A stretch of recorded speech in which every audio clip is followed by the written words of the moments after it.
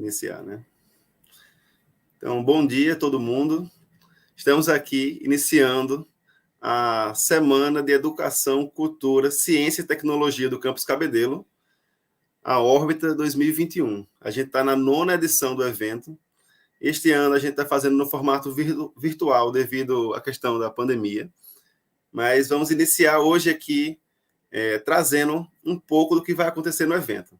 Hoje a gente vai ter uma mesa de abertura do evento, que o tema é Guardiões de Polinizadores, uma doce mudança de paradigma. Então, logo após essa breve apresentação minha e do diretor do campus, Lício Romero, que está aqui conosco, a gente vai iniciar essa palestra com o Rênio, o Marcelo e o Vitor, tá ok? Então, eu vou passar a palavra aqui para o diretor do campus, Lício, e fique à vontade para fazer sua apresentação, professor.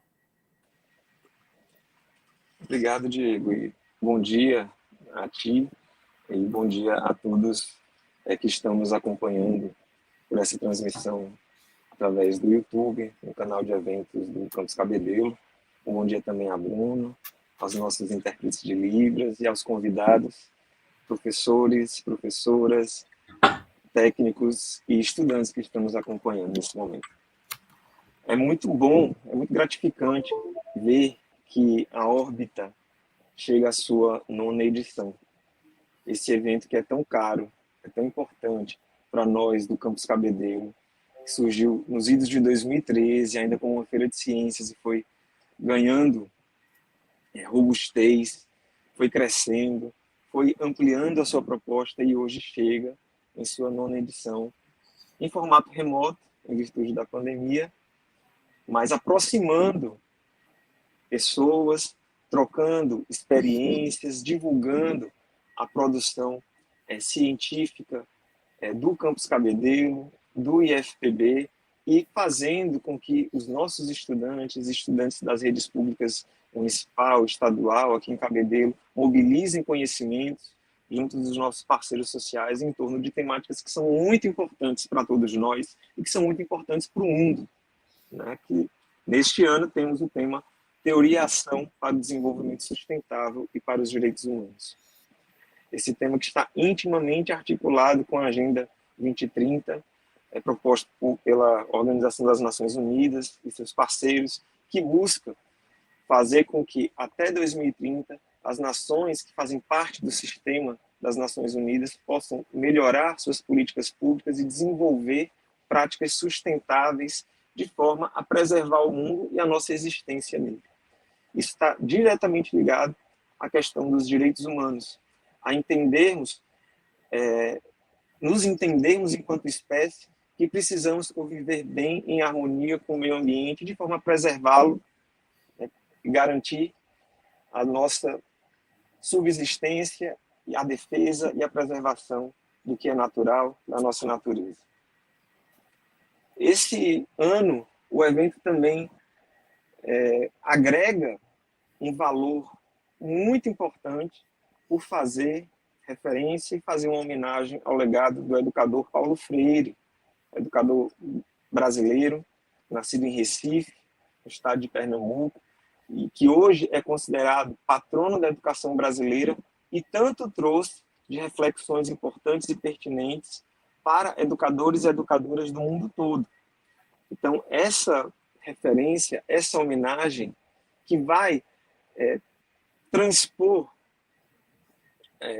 as casas de vocês através dessa tela do YouTube, nos trabalhos que serão apresentados, em mesa redonda, em discussões que serão trazidas, se torna com uma homenagem muito importante, muito justa ao legado desse educador que mobiliza conhecimentos no sentido da transformação social através da educação. Um valor muito caro ao Instituto Federal da Paraíba e ao Campus Cabedelo.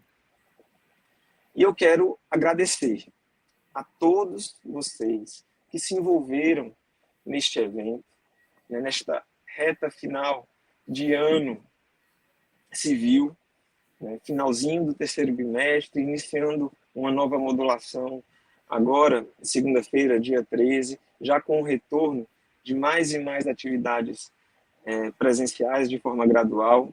Explicaremos todo esse contexto hoje à tarde em uma live às 17 horas, no canal da DDE, do Campus Cabedelo, que, apesar de todas as dificuldades, de todos os desafios, os nossos estudantes do terceiro ano, que se dedicaram aos seus estudos, nas provas do Enem também, que aconteceram recentemente, se dedicaram também a organizar seus grupos, dialogar com seus orientadores e construir trabalhos que vão compor a mostra do Experimentando Ciências e que também estão envolvidos na organização das oficinas e minicursos que vão ser ofertadas amanhã, dia 10, de forma síncrona, no nosso evento. Obrigado à dedicação de vocês. Tenho certeza que esses trabalhos, as discussões e a interação vale a pena porque traz conhecimentos que ficam para o futuro.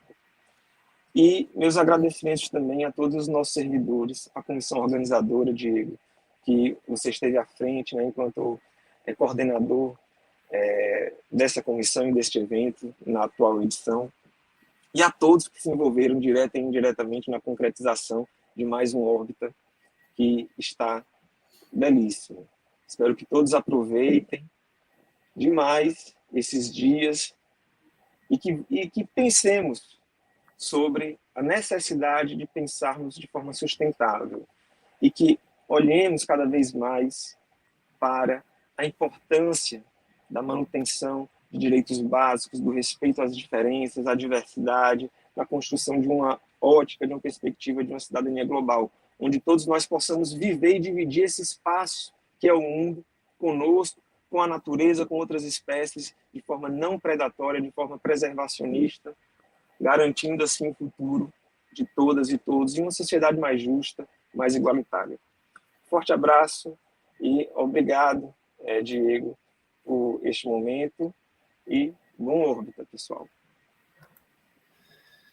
Obrigado, professor, pela sua fala. Ela representa bem esse espírito do órbita, que a gente está na 9ª edição, que a gente sabe como que é esse evento lá no Campus Cabedelo, quando a gente está presente lá. Em média, nesses 3 dias, a gente recebe 3.000 pessoas do município, de outras escolas, né? Tem um grande fluxo de pessoas no campus, né? E esse ano, não por ser virtual, que a gente vai fazer diferente, né? A gente tem 60 trabalhos escritos, né? Dentre Experimentando Ciências e oficinas e minicursos. Como você bem falou, o link para participar dessas oficinas e minicursos está disponível no site do Instituto Federal, está disponível no site do evento. Lá no Instagram também vocês vão poder encontrar um direcionamento para esses minicursos. Se você quiser fazer um minicurso ou uma oficina, você não precisa fazer a inscrição, basta você ir lá, acessar o link do Google Meet, e nesse link você vai acessar a sala do minicurso que você escolher, né? Então, lá no nosso site está disponível os horários para vocês, todos vão ser na sexta-feira, manhã ou tarde, e daí você escolhe qual minicurso que você quer fazer ou qual oficina você vai realizar. Tem uma das oficinas que vai ser no turno da noite também, que o pessoal da IEJA que vai precisar fazer. E é isso. Então, eu convido a todos a participarem das atividades, minicursos e oficinas. Iremos confeccionar certificado de participação a todas as pessoas que estarão presentes nessas atividades. Tá bom? Então, durante a atividade vai ter um formulário do Google que vocês vão poder preencher para poder receber essa certificação de participação. Gostaria de agradecer a todo mundo que está presente aqui, diversos alunos e professores aqui nesse momento, e saudar as pessoas também que vão ver esse vídeo posteriormente. Então, que vai ficar registrado aqui no Instagram, no canal do YouTube do Campus Cabedelo de Eventos, né? Então, agora eu gostaria de pedir licença ao professor Lício para retirá-lo da tela e vou convidar aqui agora o pessoal que vai fazer uma palestra conosco. Você gostaria de falar mais algo, professor? Só, novamente, reforçar o meu abraço para todas e todos. Um ótimo evento, pessoal. Obrigado, professor. Só um instante aqui. Bom, agora eu vou convidar aqui para a gente conversar o Rênio Torres, também convidar o Vitor e o Marcelo. O pessoal... Bom dia, gente. Vocês entraram ao vivo aqui agora, na transmissão. Gostaria de passar a palavra para o professor Marcelo aqui, para iniciar uma apresentação breve da sua pessoa e os trabalhos que desenvolve. Em seguida, gostaria que o Rênio e o Vitor também se apresentasse brevemente para a gente dar início à nossa palestra. Se quiserem já iniciar, fique à vontade. Então, bom dia a todos e a todas. Antes de mais nada, queria agradecer aqui, Bruno. Sem você, nosso trabalho fica muito complicado, principalmente nessa situação virtual agora, que a abrangência é muito maior, né, Bruno? E, estamos a nona vez, né, que o Órbita está ocorrendo. E o nosso núcleo de meliponicultura e permacultura está na sua terceira participação dentro do Órbita. Já tivemos, a primeira foi ainda de forma presencial. Ano passado já participamos também de forma, essa assim, à distância, como estamos agora. E mais uma vez aqui, né? As atividades que nós temos dentro da meliponicultura estão cada vez mais, assim, acontecendo cada vez mais, né? Estamos divulgando cada vez mais tudo dentro do campus, na sua abrangência. Fomos convidados para uma outra atividade, inclusive, participando de edital lá no campus de Jaguaribe. Então, vocês veem que é uma atividade que está sendo reconhecida a meliponicultura. A gente vai explicar um pouquinho maior, vamos falar um pouquinho melhor, né? Vamos falar mais sobre a atividade como um todo nas duas apresentações que vão seguir, tanto a de Rênio quanto a de Vitor. E o meu trabalho aqui vai ser mais um trabalho de mediação. Nada que impeça que, precisando de alguma coisa, queira falar, a gente esteja junto falando. A gente até combinou mais ou menos isso, né, Rênio? Então, sintam-se à vontade, aproveitem ao máximo todas as informações que teremos aqui, porque quem está comigo na disciplina de meliponicultura ou faz parte de projetos e fala, o professor Marcelo sabe bem do assunto, o que eu posso falar aqui é o seguinte: quem me trouxe mais para esse assunto, que me ensinou muito, então meu professor principal está aqui, Rênio, e quem me apresentou Rênio para que a gente pudesse desenvolver todo esse trabalho, que também já desenvolve um trabalho há muito tempo, é exatamente Vitor, um extensionista maravilhoso. Então, gente, aproveitem ao máximo o conhecimento que esses dois monstros, no bom sentido, têm para passar para vocês. Então, podem falar, fiquem à vontade. Bom, pessoal, meu nome é Rênio, né? Eu trabalho com agricultura familiar urbana aqui em Cabedelo e sou parceiro social do NEMP, que é o Núcleo de Pesquisa e Extensão em Meliponicultura e Permacultura do IFPB Cabedelo, e o professor Marcelo coordena. E também a gente veio hoje aqui para conversar um pouco sobre meliponicultura, né? É um assunto que tem sido descoberto há pouco tempo, como o professor Marcelo falou. Eu, há 7 anos atrás, eu conhecia a meliponicultura, eu perguntava como é que tiraram o ferrão das abelhas, eu não tinha a mínima noção do que era isso. Fiz um curso aqui na prefeitura de João Pessoa, e a partir daí fui pegando gosto e comecei a criar como hobby, e há uns 3 anos, mais ou menos, eu acabei, esse hobby acabou sendo levado mais a sério, e eu me tornei agricultor, né?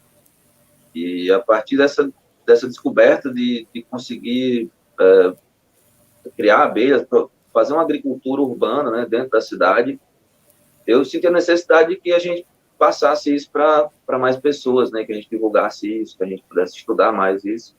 E procurei o pessoal do IF e a gente acabou construindo essa relação e vem fazendo aí vários projetos em relação à meliponicultura. E estamos aqui para falar um pouco mais sobre isso hoje, e para mim é um prazer grande também. Obrigado a todo mundo por participar e por ter tido essa iniciativa de fazer isso. Bom dia, pessoal. Primeiramente, quero agradecer aí a organização do Órbita, evento que eu tomei conhecimento graças ao professor Marcelo, e já percebi o quão importante esse evento para o desenvolvimento científico e também para os saberes, né, do IF como um todo. Então, parabéns aí a vocês que há 9 anos vem trazendo essa luz para os alunos, para as pessoas que de fato querem também conhecer um pouco mais das experiências exitosas que tem no país todo. Eu me chamo Vitor, sou engenheiro agrônomo, profissional da extensão rural do estado do Rio Grande do Norte há 15 anos, e há 3 anos com a família decidi empreender com a empresa Fantasia com o nome de Mangangá.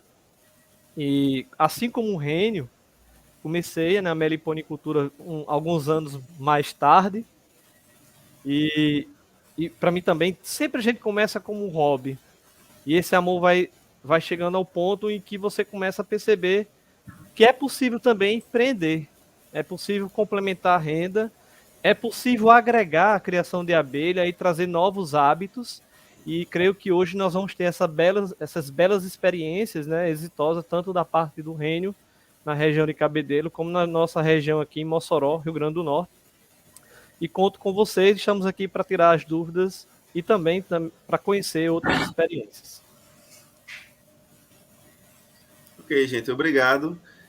Agora, no momento, eu vou ficar nos bastidores um pouco, certo? O professor Marcelo vai mediar esse diálogo com o Rênio, com o Vitor, e à medida que vocês precisarem na apresentação, vocês vão me falando que eu vou colocando, tá ok? Vou sair aqui. Já posso pôr a apresentação, professor? Apresentar a tela ou não? Perfeito, tranquilo, tranquilo.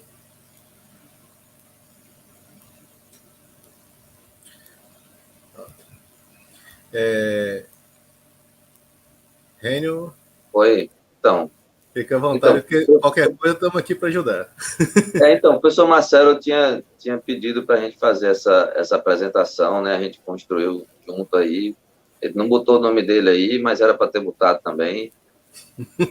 E a ideia, eu queria até pedir para vocês, para a gente quebrar um pouco a configuração tradicional da apresentação, para que a gente possa ampliar esse debate sobre com as experiências de todos nós, né? Tanto de nós três que já somos meliponicultores, quanto de você também, Diego. Se você tiver alguma coisa, alguma dúvida, alguma coisa, você para participar também, para que a gente possa falar sobre as abelhas indígenas, né?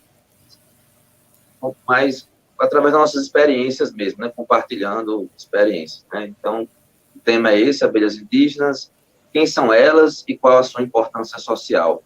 A gente separou alguns tópicos, algumas imagens, para a gente, a partir daí, ir conversando sobre isso. Mas nesse sentido de conversa mesmo.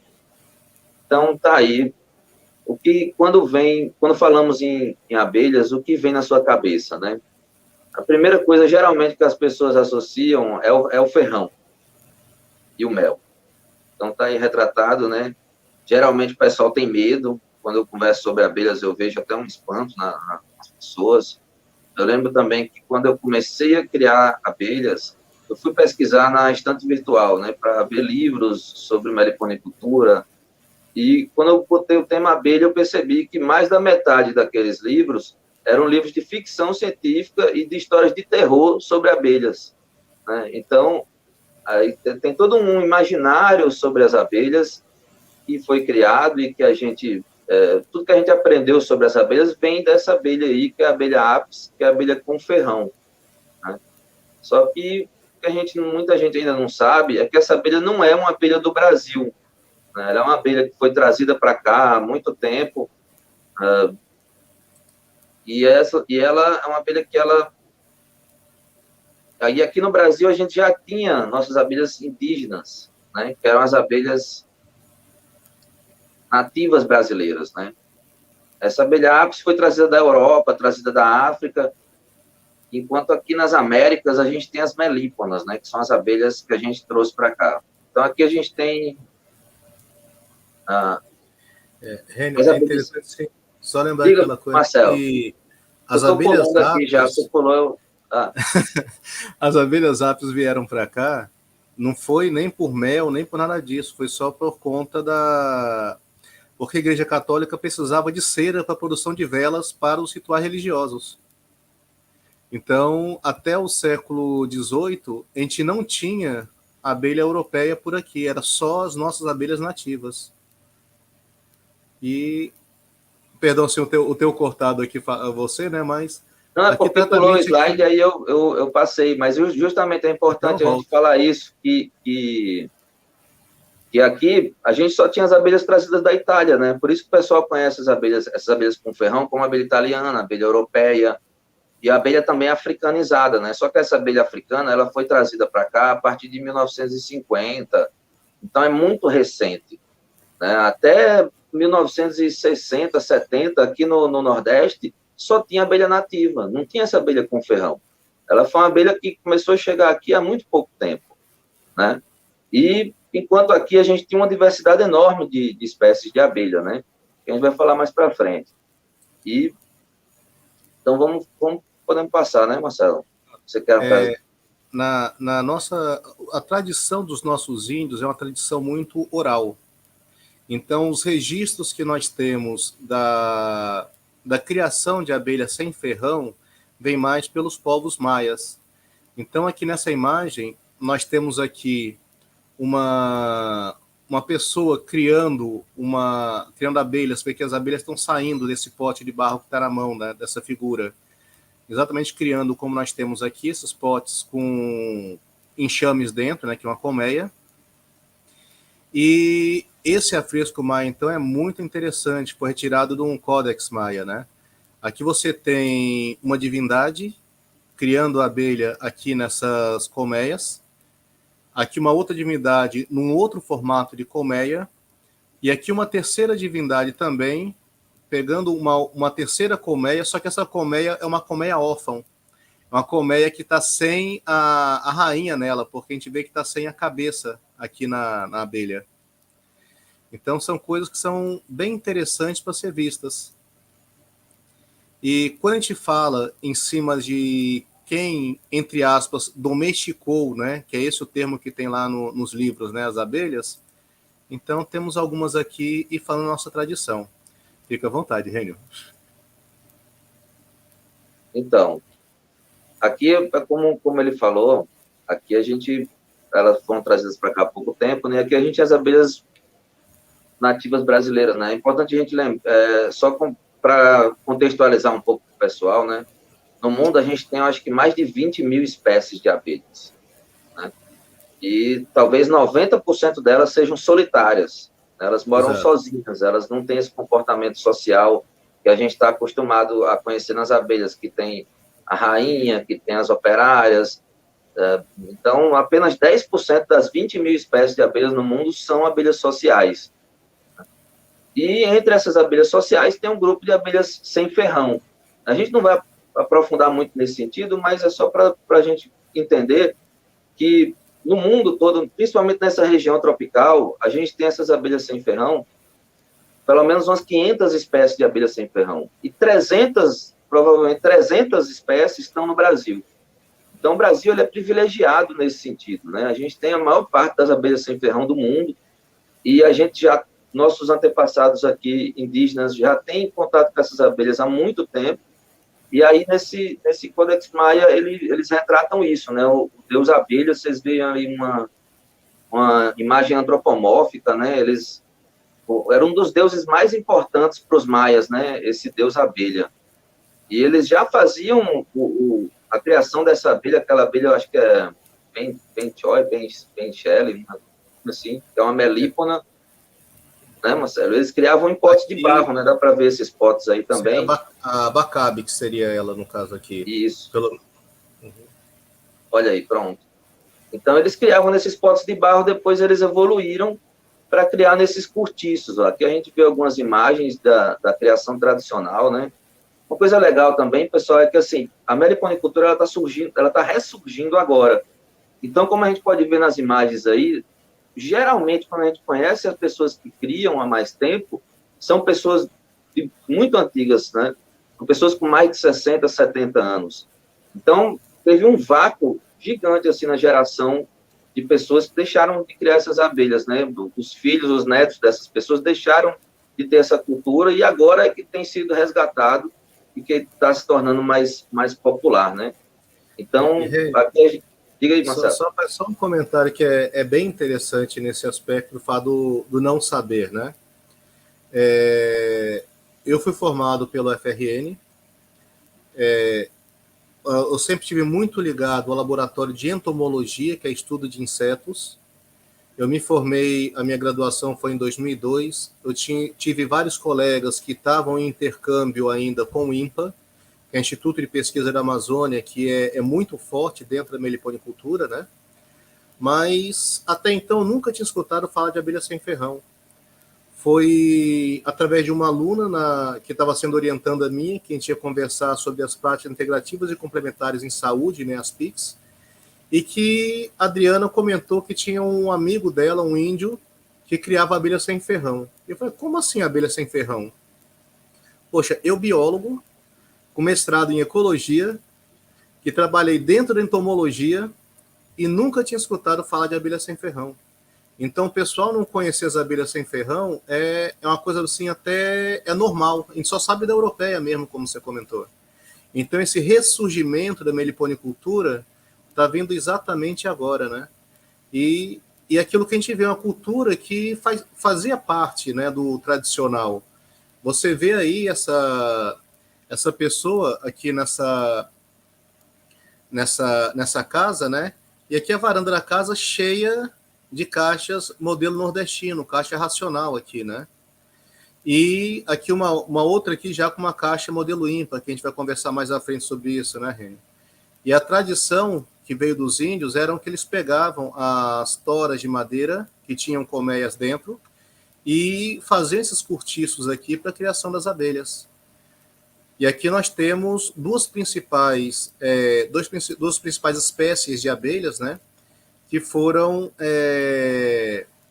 domesticadas pelos índios, que foi a tiúba e a uruçu nordestina.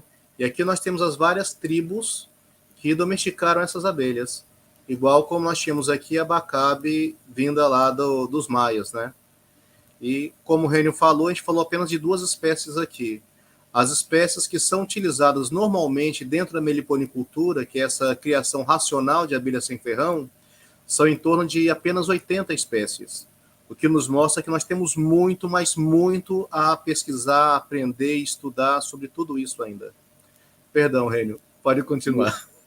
Não, e como não está ótimo essa dinâmica, Marcelo, pode falar, à vontade. A gente pode ver aqui esses troncos, né? Os índios, eles traziam esses troncos com a abelha para próximo da colmeia, né? Próximo da casa deles, né? E eles tinham um convívio muito grande com elas e tinham importância também nutricional muito importante para os índios, né? Você imagina, o índio acostumado a comer fruta, né? O mais doce que ele estava acostumado, o alimento mais doce que ele estava acostumado era uma fruta. De repente ele encontra uma abelha e prova um mel, isso era um alimento com um valor energético muito alto, um alimento com um peso leve, né? Proporcional. Então, permitia que eles tivessem energia para fazer longas caminhadas. Era uma coisa muito importante para essas populações, né? A gente pode pular já, Marcelo? Pronto, então vamos para o que vem a ser a meliponicultura, né? Os índios, eles não tinham esse nome ainda, né? Foi o Paulo Nogueira Neto que criou esse nome. É bom até a gente lembrar que quando a gente fala de abelhas indígenas, todos os nomes das abelhas que a gente conhece são nomes indígenas, né? Uruçu, Iraí, Mandaçaia, né? Todos os nomes Mandaçaia quer dizer vigia bonito, né? No Tupi. O Uruçu é uma abelha grande, Iraí eu acho que é rio de mel, e cada nome desse, a abelha mirim, né? A abelha mosquitinho, a mirim preguiça, por exemplo, era uma abelha que ela só começa a trabalhar a partir das 10 horas da manhã, então os índios chamam ela de preguiçosa, né? Aí, essa cultura toda dessas abelhas traz todo um resgate dessa cultura indígena também, que é interessante, né? Mas a meliponicultura mesmo, propriamente dita, ela foi um termo criado pelo Paulo Nogueira Neto, que escreveu, assim, um precursor nessa questão da pesquisa de abelhas no Brasil, né? E que fez várias pesquisas nesse sentido e que foi, eu acho que é o patrono da meliponicultura, talvez, né? E aqui também a gente trouxe embaixo um pouco o Padre Humberto, que é Huberto, né? Padre Huberto Pruning, que é de Mossoró, e aí eu trago até o Vitor para a conversa. Eu queria que você falasse um pouco sobre ele, que você também é de Mossoró, mas só queria contextualizar que aqui no Nordeste, pessoal, a gente tem uma das maiores diversidades de abelhas nativas do Brasil, né?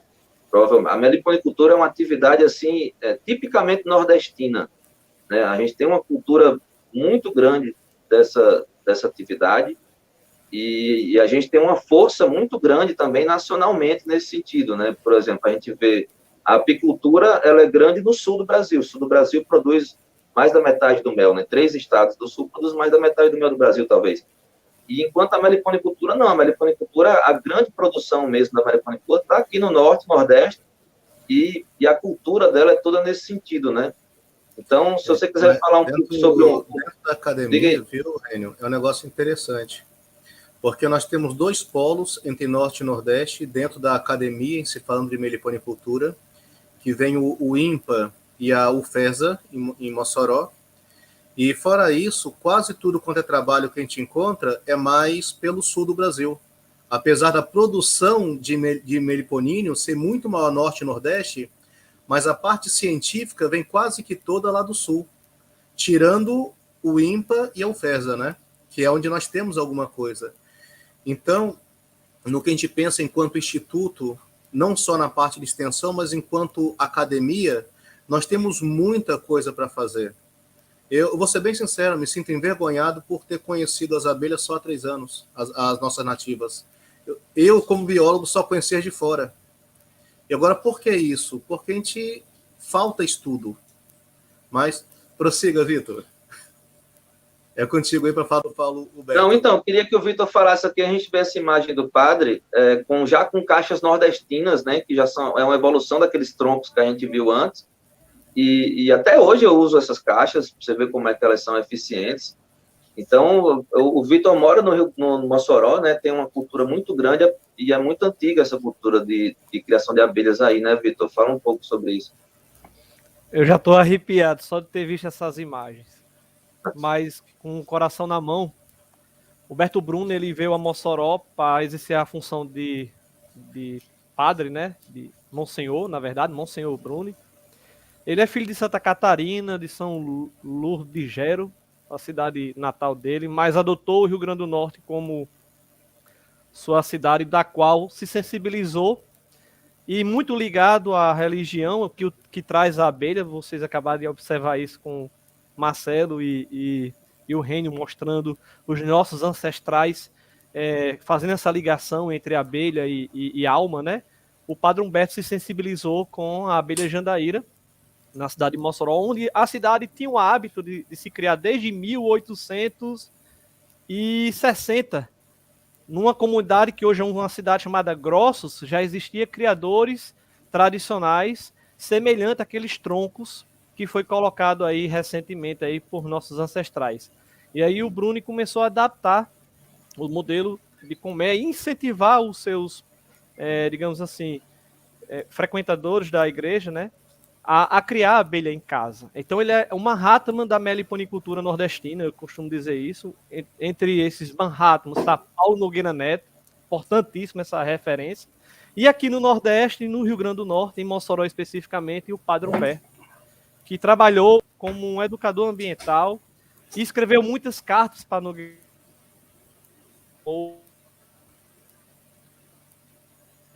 Travou um pouquinho, viu, Vitor? De criação, né? Foi também fruto das observações de Padre Humberto. E Padre Humberto criou a semente, assim como as colônias de abelha criam seus enxames. Então ele teve muitos discípulos aqui no Rio Grande do Norte, em Mossoró principalmente. Ele teve o apoio do nosso saudoso Paulo Menezes, que também não se encontra mais conosco. Teve o apoio do Chagas, criador pernambucano, doutor Tertuliano, e esses foram, aos poucos, espalhando essa boa nova, né, esse amor, esse laço amoroso entre o ser humano e o ser abelha. Lindo. Legal. Poético até, eu gostei. E o Paulo, ele criou esse termo, meliponicultura, né, o Paulo Nogueira Neto, porque é o seguinte, a gente conhece a apicultura, né, que é aquela espécie Apis mellifera, né? A meliponicultura porque são as abelhas são as melíponas, né? Que são as abelhas que a gente cria. Aqui tem a caixa dele, que é uma caixa já modular, né? A caixa modelo Paulo Nogueira. E podemos passar aí, Marcelo? Sim, só o comentário que nós temos 2 tipos básicos de caixa hoje, né? Que é a caixa vertical e a caixa horizontal. E que o modelo nordestino vem esse aqui, a horizontal. E hoje, dentro das verticais, a mais utilizada é a caixa ímpar, né? Que exatamente ela vem a partir da caixa de Paulo Nogueira Neto, que já começou, como você comentou, sendo uma caixa modular. Então, quando fala em meliponicultura, é a criação racional das abelhas sem ferrão, ou seja, dentro de caixas racionais. Só para lembrar um pouquinho do contexto. E eu acho que é importante também a gente falar que a meliponicultura ela ainda não é uma coisa que está pronta, né? Que está tecnificada, que tem padrões, que tem nada. Meliponicultura é um negócio que a gente esqueceu por muito tempo, né? Essas abelhas está começando a voltar com esse costume de criar agora, e a gente ainda está desenvolvendo as técnicas para criar essas abelhas, né? A gente está criando modelos de caixa diferente, modelos de manejo, alimentação racional, tudo isso está sendo criado agora, né? A gente ainda está muito longe, talvez, de ter um padrão de manejo para as abelhas nativas brasileiras, né? Talvez uma ou outra espécie esteja já um pouco mais avançado, mas também ainda acho que tem muita coisa para a gente fazer ainda e trabalhar em cima da meliponicultura. É uma atividade que, apesar das abelhas estarem aqui há centenas de milhares de anos, talvez milhões de anos, a gente está começando a estudar ela só agora, né? Sim, e é um termo cunhado por um brasileiro, né? Paulo Nogueira Neto, e que mundialmente é o termo utilizado hoje em dia. Você vê que México, tudo mais, eles utilizam o termo meliponicultura, o restante do mundo todo utiliza o termo meliponicultura, um termo, então, que veio do Brasil. E outro ponto interessante é que, em vários locais, eles fazem questão de trabalhar de forma o mais antiga possível, enquanto aqui nós estamos buscando trazer novas tecnologias associadas ao conhecimento ancestral, a fim de preservar e cuidar melhor delas. E isso é um grande diferencial. Isso, e resgatar esse conhecimento, né? Essa que a gente perdeu, né? Na verdade, tem que aproveitar essas pessoas enquanto elas ainda estão vivas, né?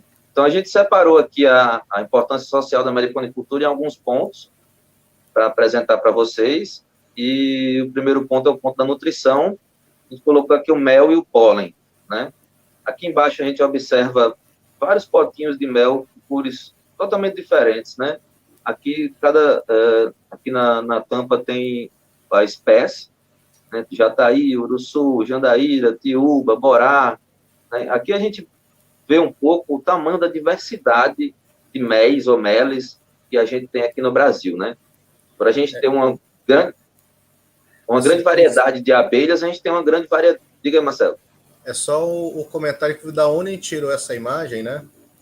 Que foi lá fazer um merchan agora para Record, né? Aquele programa MasterChef. Então, quem quiser procurar depois no YouTube, pode botar Mel de Abelha Nativa e Paola Caroselli. Ela dá uma aula fenomenal sobre o que é cada mel desse e fazendo comparação, inclusive, com um vinho. No envelhecimento em barril de carvalho, tudo isso, porque diferentemente da apis, nossas abelhas não trabalham com favos de mel, são potes de mel, similar a barril. E o cerume com que esses potes são feitos, junto deles tem a própolis.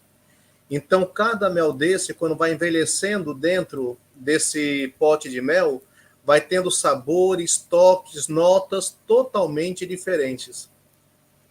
Então, é um mel muito apreciado na gastronomia, porque cada mel tem um toque completamente diferente do outro.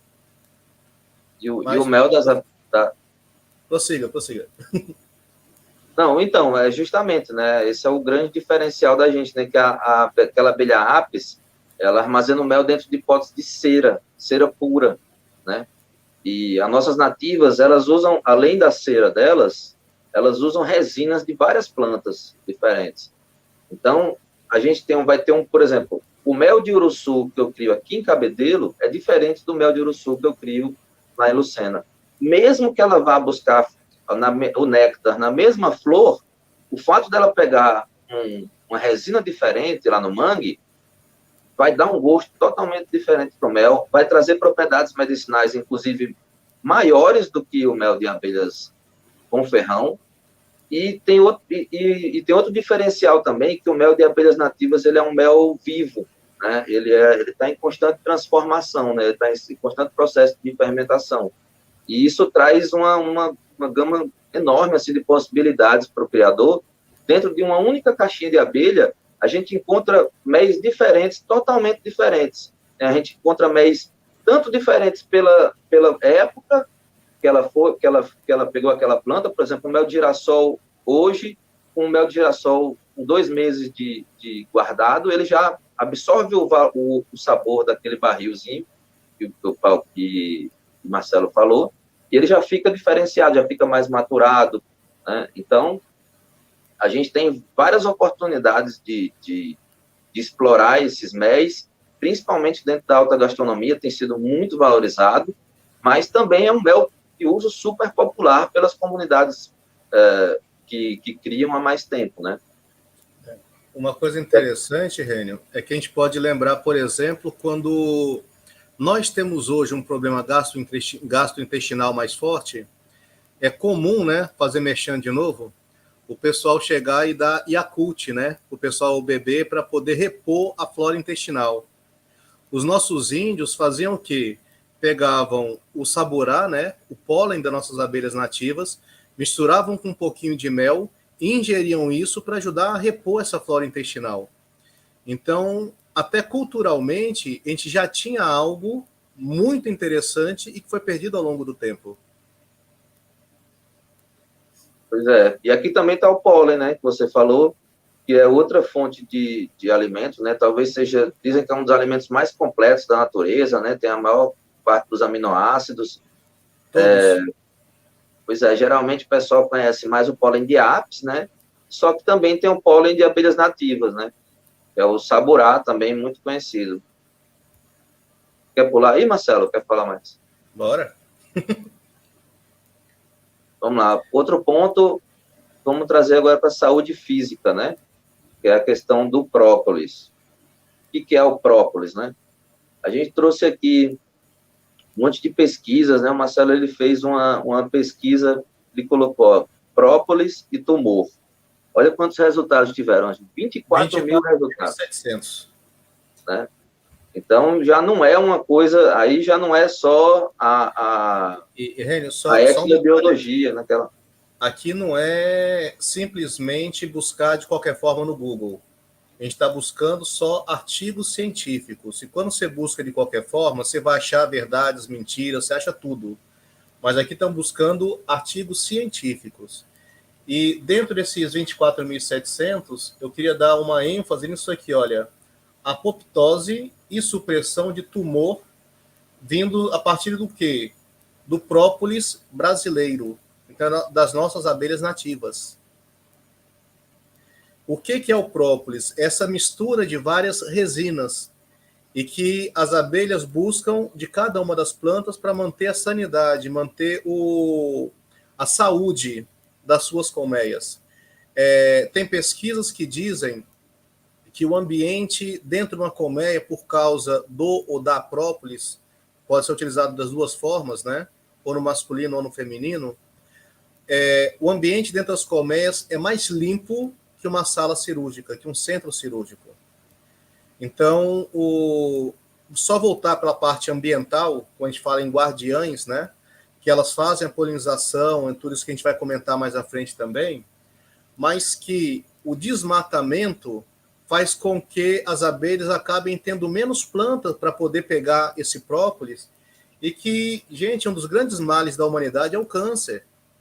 E olha aqui as nossas abelhas nativas tendo trabalho científico comprovado de efetividade contra câncer. E a gente vai jogar isso fora, desmatando nossas árvores, desmatando o ambiente, acabando com tudo? Pois é, o própolis, ele tem... Oi. Não, pode ser, eu ia comentar só Porque aqui a gente está falando de uma espécie em específico, aqui um outro tipo de câncer, né? Mas aqui uma pesquisa com Cristiano Menezes, da Embrapa, aqui, ó, análise da capacidade produtiva de própolis em diferentes espécies de abelhas sem ferrão. Então, todas as abelhas produzem própolis. O própolis, como o Rênio comentou, em um canto e em outro, ele vai ter situações diferentes por conta de quais foram as resinas coletadas por essas abelhas, mas todas as nossas abelhas sem ferrão produzem própolis de excelente qualidade. Mas prossiga, perdão, eu falo demais. Então, própolis, tipos de própolis diferentes, né? Às vezes elas produzem o gel própolis, né? Que é um própolis misturado com terra, né? Com argila.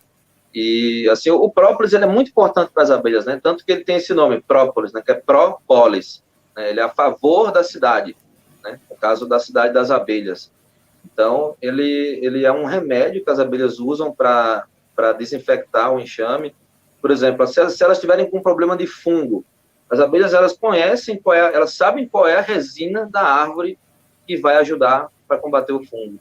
Se elas tiverem com problema de bactéria, elas também conhecem a resina da árvore que vai ajudar a combater bactéria. Então, vocês veem isso daí, para elas entenderem isso, para elas fazerem o uso do própolis nesse sentido, demorou milhões de anos, né? E a gente precisa aprender com as abelhas isso para a gente poder fazer uso também desse instrumento a favor da cidade, né? Que a gente deixou de usar, né? Então, eu acho que é um negócio que a gente tem que estudar muito ainda. Espero que o pessoal que esteja ouvindo aí também se interesse em fazer esses estudos, porque é um oceano azul, né, para navegar nesse sentido ainda. Por mais que tenham todas essas pesquisas, provavelmente são pesquisas de apps, né, Marcelo? Não vai ter tanto. Para quem quiser iniciar alguma coisa, né, Rênio, tem nosso mini curso amanhã à noite, né, aqui no Órbita mesmo, que vai falar sobre meliponicultura, garrafadas e lambedores, né? Então fica o convite para quem quiser participar amanhã à noite. Então podemos pular aí para próximo ponto. O próximo ponto é a saúde mental, né? Que é a meliponoterapia. Isso aqui acho que é muito bacana. Queria também que Marcelo e o Vitor falassem um pouco dessa experiência deles, né? E aqui, inclusive, né, você vê que o campus de João Pessoa, lá de Jaguaribe, eles buscaram o nosso núcleo de extensão para poder ter um auxílio, porque eles estão iniciando nessa parte. E está aqui um edital onde, com bolsa, tudo isso que está sendo organizado para a construção do meliponário lá em Jaguaribe. E interessante que não é ninguém de meio ambiente que foi buscar para poder trabalhar com isso. O IF lá em Jaguaribe está trabalhando exatamente essa parte da meliponoterapia. Está sendo montado um meliponário com todo estudo pelo pessoal apenas para ter o cuidado da sanidade mental das pessoas. Porque nesse ambiente de pandemia está todo mundo muito estressado. E as abelhas vão ter um efeito similar no que a gente está analisando o entra e sai de colmeia e assim por diante, como elas chegam, se é com pólen, se é com resina, se é com néctar, como é que está a movimentação. Fica uma situação muito, muito similar ao que o pessoal tem ao ter aquário em casa. O relaxamento que proporciona. Mas prossiga. Então, eu achei muito bacana esse exemplo que a gente colocou aí desse pessoal de Jaguaribe, né? Porque é um pessoal que estuda, são alunos de edificações. Os professores são engenheiros mecânicos e eles estavam a fim de trabalhar com meliponoterapia, que é uma área da psicologia, né? Então, só a meliponicultura é capaz de fazer isso daí, né? Eles até tiveram que mudar, eles disseram, rapaz, vai ficar muito estranho se a gente botar meliponoterapia, né? Uma área da psicologia. Vamos mudar aqui um pouco esse tema, porque o pessoal vai acabar, vão nem aprovar, eu acho. Isso, mas... e é um trabalho muito interessante, que inclusive nosso amigo Vitor aqui, ele faz isso.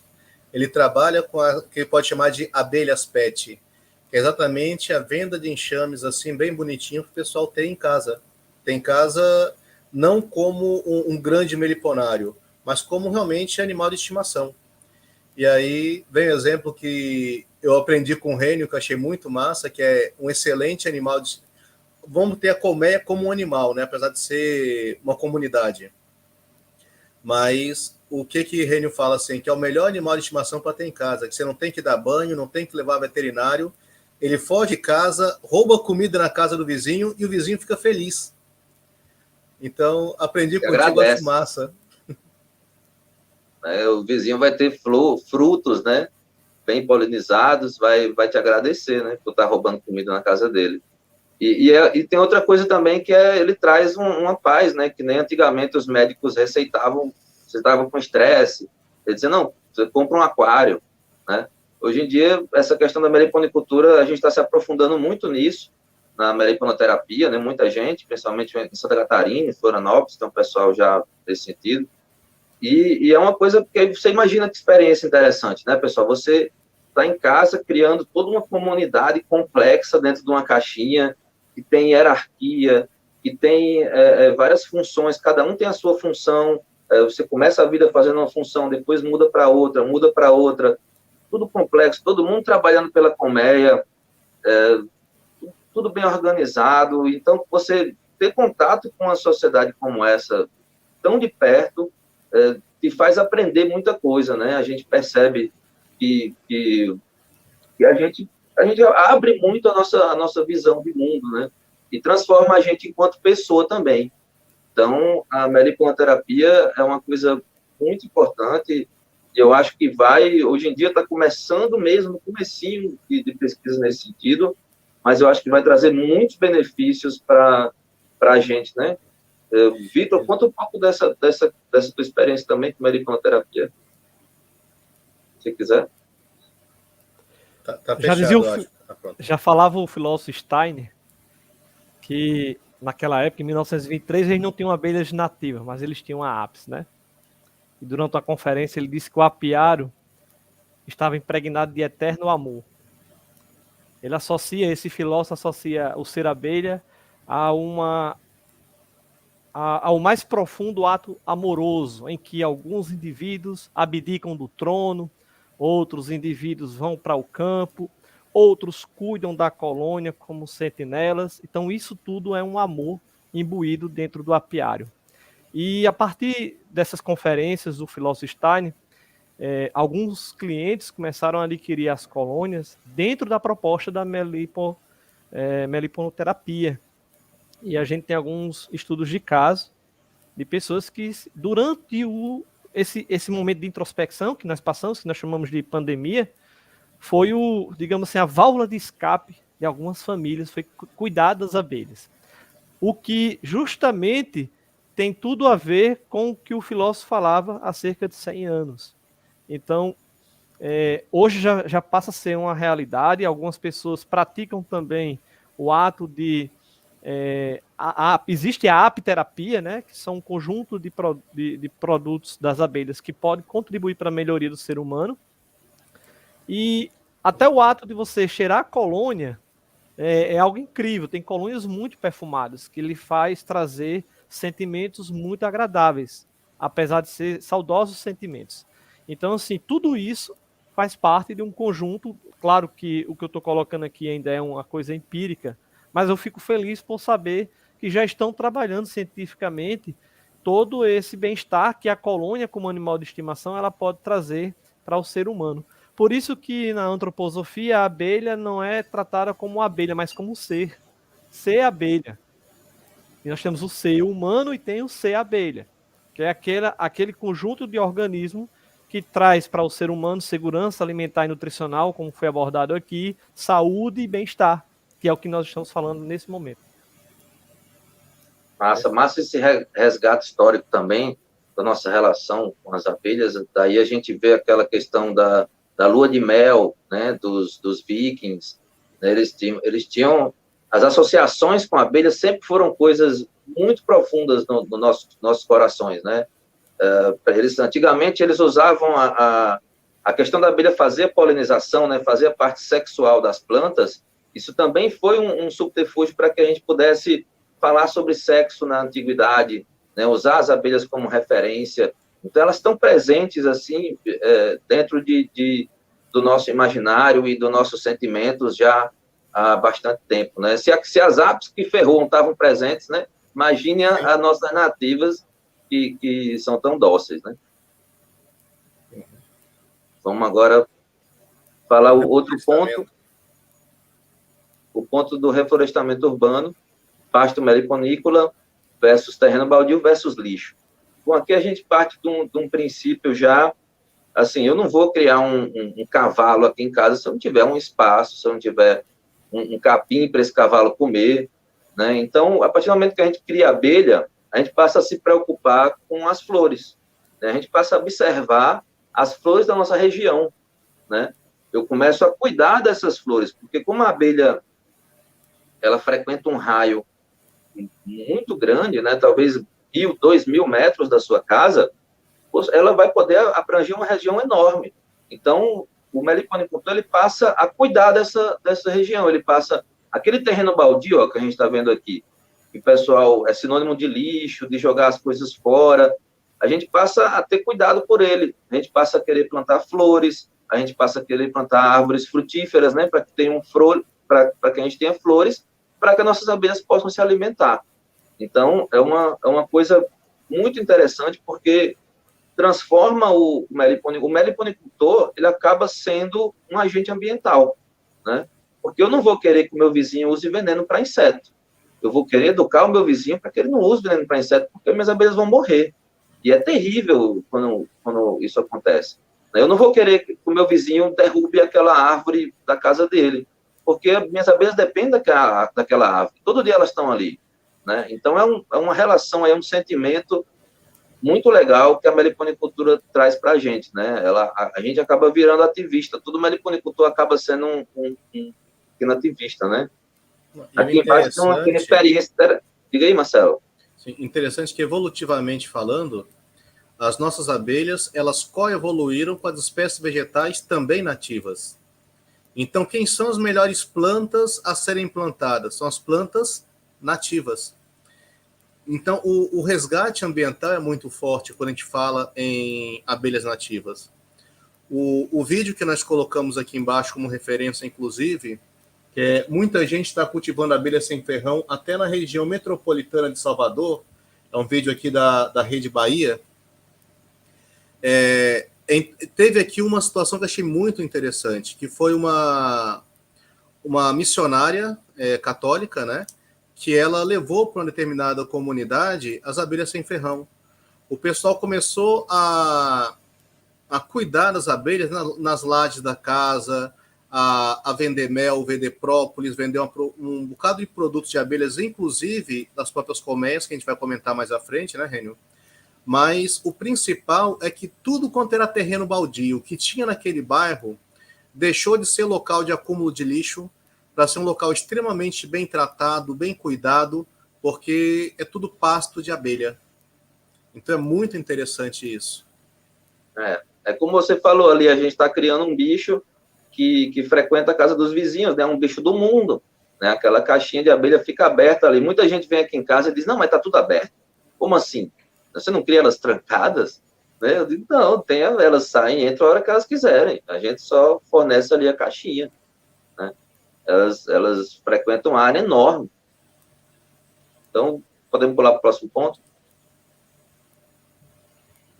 A questão educação ambiental. Educação ambiental, né? Isso aqui é muito legal, né? Da mesma forma que eu falei que a gente falou da questão anterior, o meliponicultor, ele também acaba sendo um educador ambiental, né? Porque a maioria das pessoas que chega na sua casa não vai conhecer as abelhas nativas. Então, é um papel que a gente acaba exercendo já naturalmente, né? Aqui nas imagens tem alguns exemplos aqui, por exemplo, essa primeira imagem aqui é a caixinha do Órbita, né? Do primeiro, acho que 2019, né? Que a gente participou. Isso. Instalou uma colmeia desenhando um formato de casinha, né? Uma colmeia bem ilustrada e fez as apresentações. Aqui tem outra foto minha, do Paulo Romero, Petrúcio e de Marcelo, também apresentando essas abelhas, né?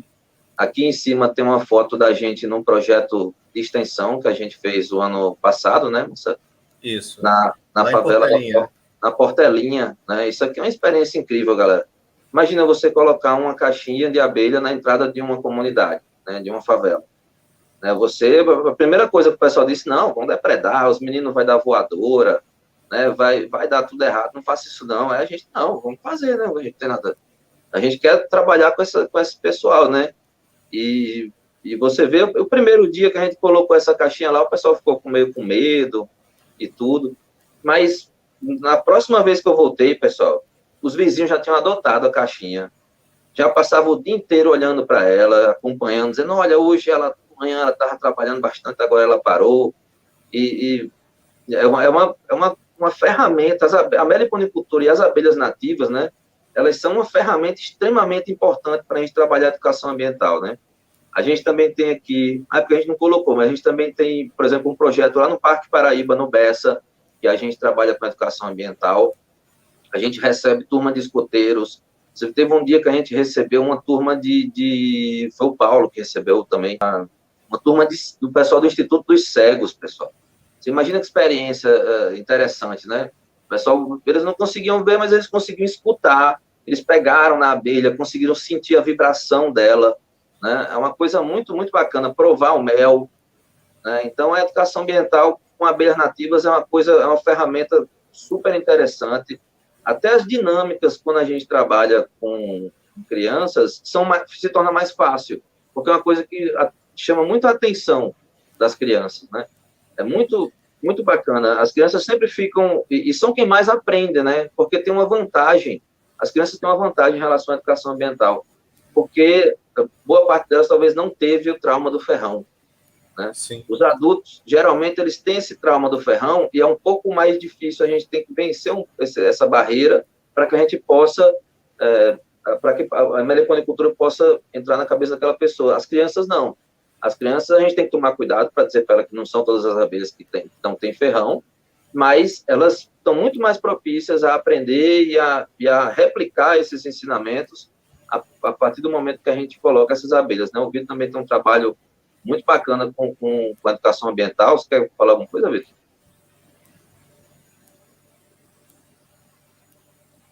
Tá de boa? Então, aqui embaixo também, pessoal, tem uma imagem no centro aqui, no meio embaixo, né? E aqui são inscrições rupestres de talvez 9.000 anos atrás, né? Da Espanha. Então, como eu disse para vocês, isso aqui é um meliponário que a gente está fazendo lá em Lucena, né, uma parceria que eu tenho, um sócio lá, e a gente está usando o próprio meliponário como ferramenta da educação ambiental, né, para que quando as pessoas venham visitar o meliponário, já naturalmente a gente consiga contar essa história dos homens e das abelhas, né, para facilitar esse processo de educação, né. Mas, de uma forma geral, todos os meliponicultores são educadores ambientais já de primeira, né. Quer comentar mais uma coisa? Eu vou só adiantar aqui, porque eu estou preocupado com o horário, porque ainda tem a palestra de vídeo. Vamos adiantar. Vamos falar sobre os serviços ecossistêmicos, né? Que é a manutenção da vida como conhecemos no planeta. Bom, aqui a gente está falando da polinização, né, pessoal? Boa parte do pessoal já deve conhecer a polinização, mas a polinização é um processo super importante, né? Que é a reprodução das flores.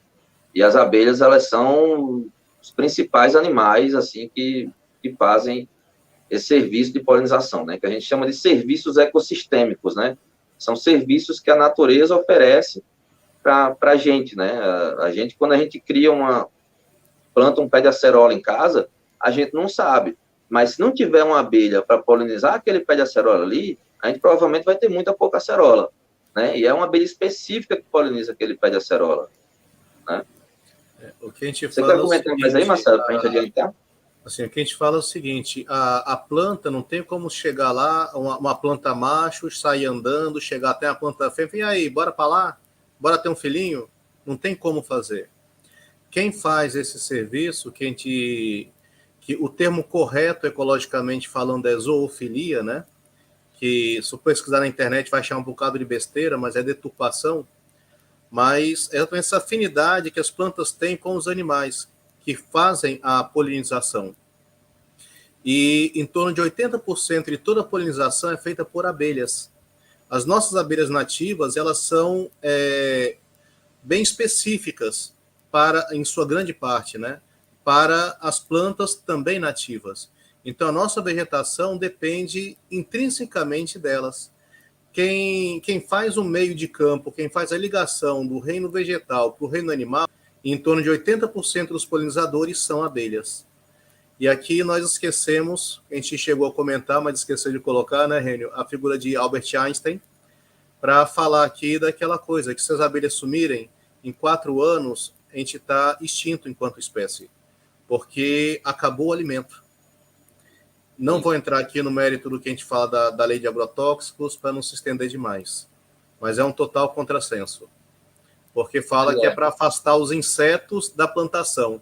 Se não tem inseto, não tem polinização, então para que planta? Mas deixa para lá. Justamente esses grupos de plantas, eles cresceram com determinados grupos de abelhas, né? Então, se você acaba um grupo de planta desse, você acaba com um grupo de abelha. Da mesma forma, se você acaba com essa abelha, você vai acabar com um monte de plantas, que ela era a principal responsável por esse serviço, né?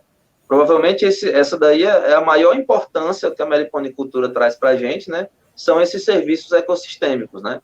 Aqui no Brasil, a gente ainda é, talvez, privilegiado em relação a outros países, que a gente ainda tem muito abelha na natureza, né, em alguns lugares, outros não mais, mas em outros países isso já praticamente não existe, né?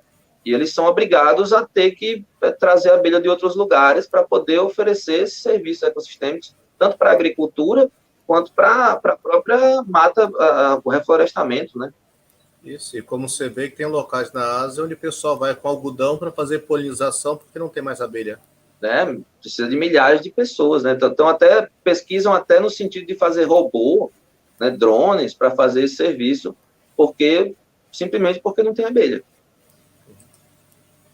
Então, eu queria finalizar aqui, né, com essa questão que eu acho que é super importante, que é a questão da geração de renda, né?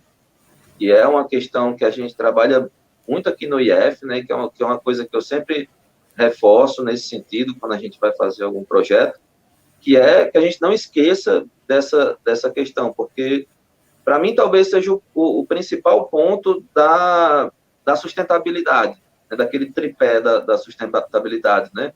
Porque se a gente não tiver uma fonte de geração de renda, aquela pessoa ali que está sem renda, ela vai acabar pegando aquele bicho da floresta para vender, ela vai derrubar aquela lenha lá, aquela árvore que ela tem. Ela precisa ter renda, ela precisa comer, ela precisa ter... o recurso dela precisa vir de algum lugar, né? Então, é importante que a gente ofereça essa alternativa para as pessoas de ter oportunidade de gerar renda de uma forma sustentável, né? Então, a meliponicultura, eu acho que é uma ferramenta fantástica para isso, né? Aqui tem fotos de caixas, né? Que hoje na meliponicultura eu acredito que o maior comércio seja de enxames, né? Principalmente pela procura, né? Muita gente procura abelha, né? Eu tenho muito mais procura do que demanda, quer dizer, demanda do que oferta, né? Eu não consigo oferecer tantos enxames quanto as pessoas pedem para mim. Então, a gente ainda tem que melhorar muito, tem que organizar ainda a cadeia produtiva para conseguir atender esse mercado que, cada vez mais que as pessoas conhecem, mais gente quer consumir os produtos das abelhas ou se tornar um criador e entrar nesse mundo da meliponicultura, né? Isso, tem o comércio das caixas, tem o comércio dos enxames, tem o comércio de cera, tem comércio de própolis, tem comércio de atrativo. A gente poderia voltar todos os slides, né? Todos esses slides que a gente passou, a gente poderia oferecer recursos para a gente, né? Sim, sim. A meliponicultura, a polinização, né? Você vê os serviços de polinização hoje super valorizados, né? Cada vez menos a gente tem abelha, cada vez mais a gente vai ter essa demanda de serviço de polinização. Nos Estados Unidos hoje, por exemplo, a maior parte dos criadores de abelha dos Estados Unidos ganham dinheiro com polinização, né? Eles não ganham dinheiro com mel, entendeu? A maior parte dos criadores de abelha dos Estados Unidos ganham dinheiro com polinização. É uma demanda, eles criam abelha para isso, para oferecer esse serviço, né? Lá em Mossoró, eu vi recentemente o professor Breno comentando que em 1 hectare de abóbora, né, de melão, em 1 hectare de melão, Se você deixar de colocar as abelhas lá, atrasar um dia de florada do melão para colocar as abelhas, você perde 3 toneladas de produtividade por hectare. Olha que absurdo, pessoal. 3 toneladas de hectare. Você colocou o mesmo adubo, você usou a mesma água, você simplesmente colocou as colmeias de abelha lá e você teve uma produtividade maior de 3 toneladas a mais por hectare, né, que são 10 mil metros quadrados. Não só você aumenta a produção de frutos, como a qualidade dos frutos são diferentes também. E a gente pode também oferecer... E, então, por isso que a gente tem esses projetos aí do IEF. Perdão. Não, então, só para a gente finalizar, né, eu queria deixar a geração de renda no final, que para mim é uma questão que a gente tem que sempre pesquisar nisso, né? O IEF tem sido muito importante nesse sentido, né? A gente está fazendo um projeto agora, nesse sentido, hoje de tarde, vou estar com o pessoal do projeto, fazendo uma vivência, e a gente, cada vez mais, a gente tem que dar essas oportunidades para as pessoas, né? E eu acho que o IEF é uma ferramenta muito importante para a gente desenvolver pesquisas, mas não aquelas pesquisas de gaveta, né? Aquelas pesquisas que realmente vão favorecer a comunidade, né? Que vão chegar no agricultor, que vão fazer com que a gente possa desenvolver essa atividade de forma sustentável, respeitando os direitos humanos, né? Então, essa geração de renda também que a meliponicultura traz, eu acho que é um ponto super importante para que a gente possa difundir a atividade e preservar e praticar o desenvolvimento sustentável enfim. Isso. Acho que era isso, pessoal. São projetos que o núcleo de extensão está junto, né, em meliponicultura e permacultura. Temos aqui o Probex, né, meliponicultura no IFPB Cabedelo. Temos os quintais produtivos e comunitários como garantia de acesso à soberania alimentar e medicina preventiva. Quem está à frente, esse aqui é o professor Tiago Silveira. Tem o desenvolvimento de vinagre como forma de diversificar e agregar valor ao mel produzido pelos pequenos produtores parceiros do Meliponário Cabedelo. Isso aqui é a professora Luciana de Noasso. É ela, né, Rênio? Quem está à frente? Luciana. Agricultura familiar e urbana, as margens da linha férrea, cenário pela inclusão social, pedagógica e cuidados com a saúde e o meio ambiente em Cabedelo, Paraíba, professora Rafaela, que está à frente desse aqui. E esse aqui, que também já foi... Esses 3 são ativos agora, né, de 2021. E aqui de 2020, esse que a gente até teve algumas fotos para mostrar, né? Que é o Jardim das Abelhas Nativas Sem Ferrão, na comunidade de Portelinha, Cabedelo. Está aqui também o número digital, mostrando que o IEF está preocupado não só com a parte ambiental em si, mas com o cuidado de toda a comunidade ao entorno do IEF, porque para ser ecologicamente correto, nós temos também de ser economicamente viáveis. Então, se você ensina como ter as abelhas como forma de geração de renda para todo mundo vai querer saber das abelhas, não porque são bonitinhas apenas, porque realmente são lindas, mas porque vão auxiliar financeiramente a essas famílias que tanto estão precisando, principalmente nesse momento de pandemia que nos encontramos. Deixei algo de fora, Rênio? Não, é isso daí. Então, Obrigado, Diego, aí. Agora é com o Vitor. Diego. Eita, obrigado, mas desde cedo que eu estou participando, viu? Eu achei muito bom a dialética que nós estávamos aqui. Eu vou só pedir permissão aí para compartilhar uma tela e a gente vai dialogando na mesma metodologia, tá certo? Tá ok. Então, vou Perfeito. Antes de passar para o Vitor, vamos ver algumas perguntas aqui no chat, né? Deixa eu só voltar aqui no chat para eu ler para a gente. O Kevx Ramos pergunta se existe alguma espécie nativa brasileira com ferrão. Tem todas as que não são meliponine, elas têm ferrão. Se você pegar aquela abelha verdinha que poliniza, tem verdinhas metalizadas, que são euglossines, que polinizam principalmente orquídeas, principalmente, mas não somente, todas elas têm ferrão. A mangangá, né? Aquelas abelhas famosas por polinizar maracujá, também tem ferrão. E o interessante dessas outras espécies, diferentemente da apis, que quando pica o ferrão fica, o ferrão dessas outras espécies não fica preso. Então elas picam e várias vezes. Então dói pra caramba. Sim. Mas só para elas, assim, é bom lembrar que só as fêmeas que têm ferrão, né, os machos eles Sim. nunca têm, e elas não são, apesar de ter ferrão, essas abelhas não são tão agressivas que nem a apis, né? Para ferroar, geralmente você precisa pegar ela com a mão, fazer alguma coisa nesse sentido para que seja ferroado. E não é só pegar com a mão, é pegar a mão e ela se sentir acuada. Porque se você tiver na mão e ela não sentir acuada, mesmo assim elas não ferroam. É importante lembrar. Elas não vão atrás para picar ninguém, não. Mas na via das dúvidas eu não pego, não. Não, tá certo. Aí tem uma outra pergunta aqui, que é do Pedro Marques. Ele pergunta se é verdade que as abelhas exóticas, principalmente as africanas, promovem um desequilíbrio aqui na América? Olha, esse é um ponto de discussão tão grande no meio. Se a gente for... até Rênio falou, Marcelo, sentarem no assunto, eu não vou porque eu não quero ter confusão, não. Mas, para mim, Marcelo, do ponto de vista ambiental, se você analisar que nós, seres humanos, acabamos com o meio delas, onde elas conseguem nidificar, fazer seus ninhos, e as apis competem por esses espaços também com nossas espécies nativas, que não tem mais onde nidificar por nossa culpa, e daí a importância de termos meliponicultores, que a gente fornece para as abelhas um local onde elas possam ter seus ninhos. Se você levar por aí, nesse ponto, falo com certeza, as apis prejudicam sim as nossas abelhas, pela competição por local de nidificação. Agora, se eu for levar para outros pontos, a gente vai ter meio mundo de briga aqui, eu prefiro não me indispor com vários colegas. Não, eu acho que de forma geral, Marcelo, não tem nem como a gente negar esse impacto, né?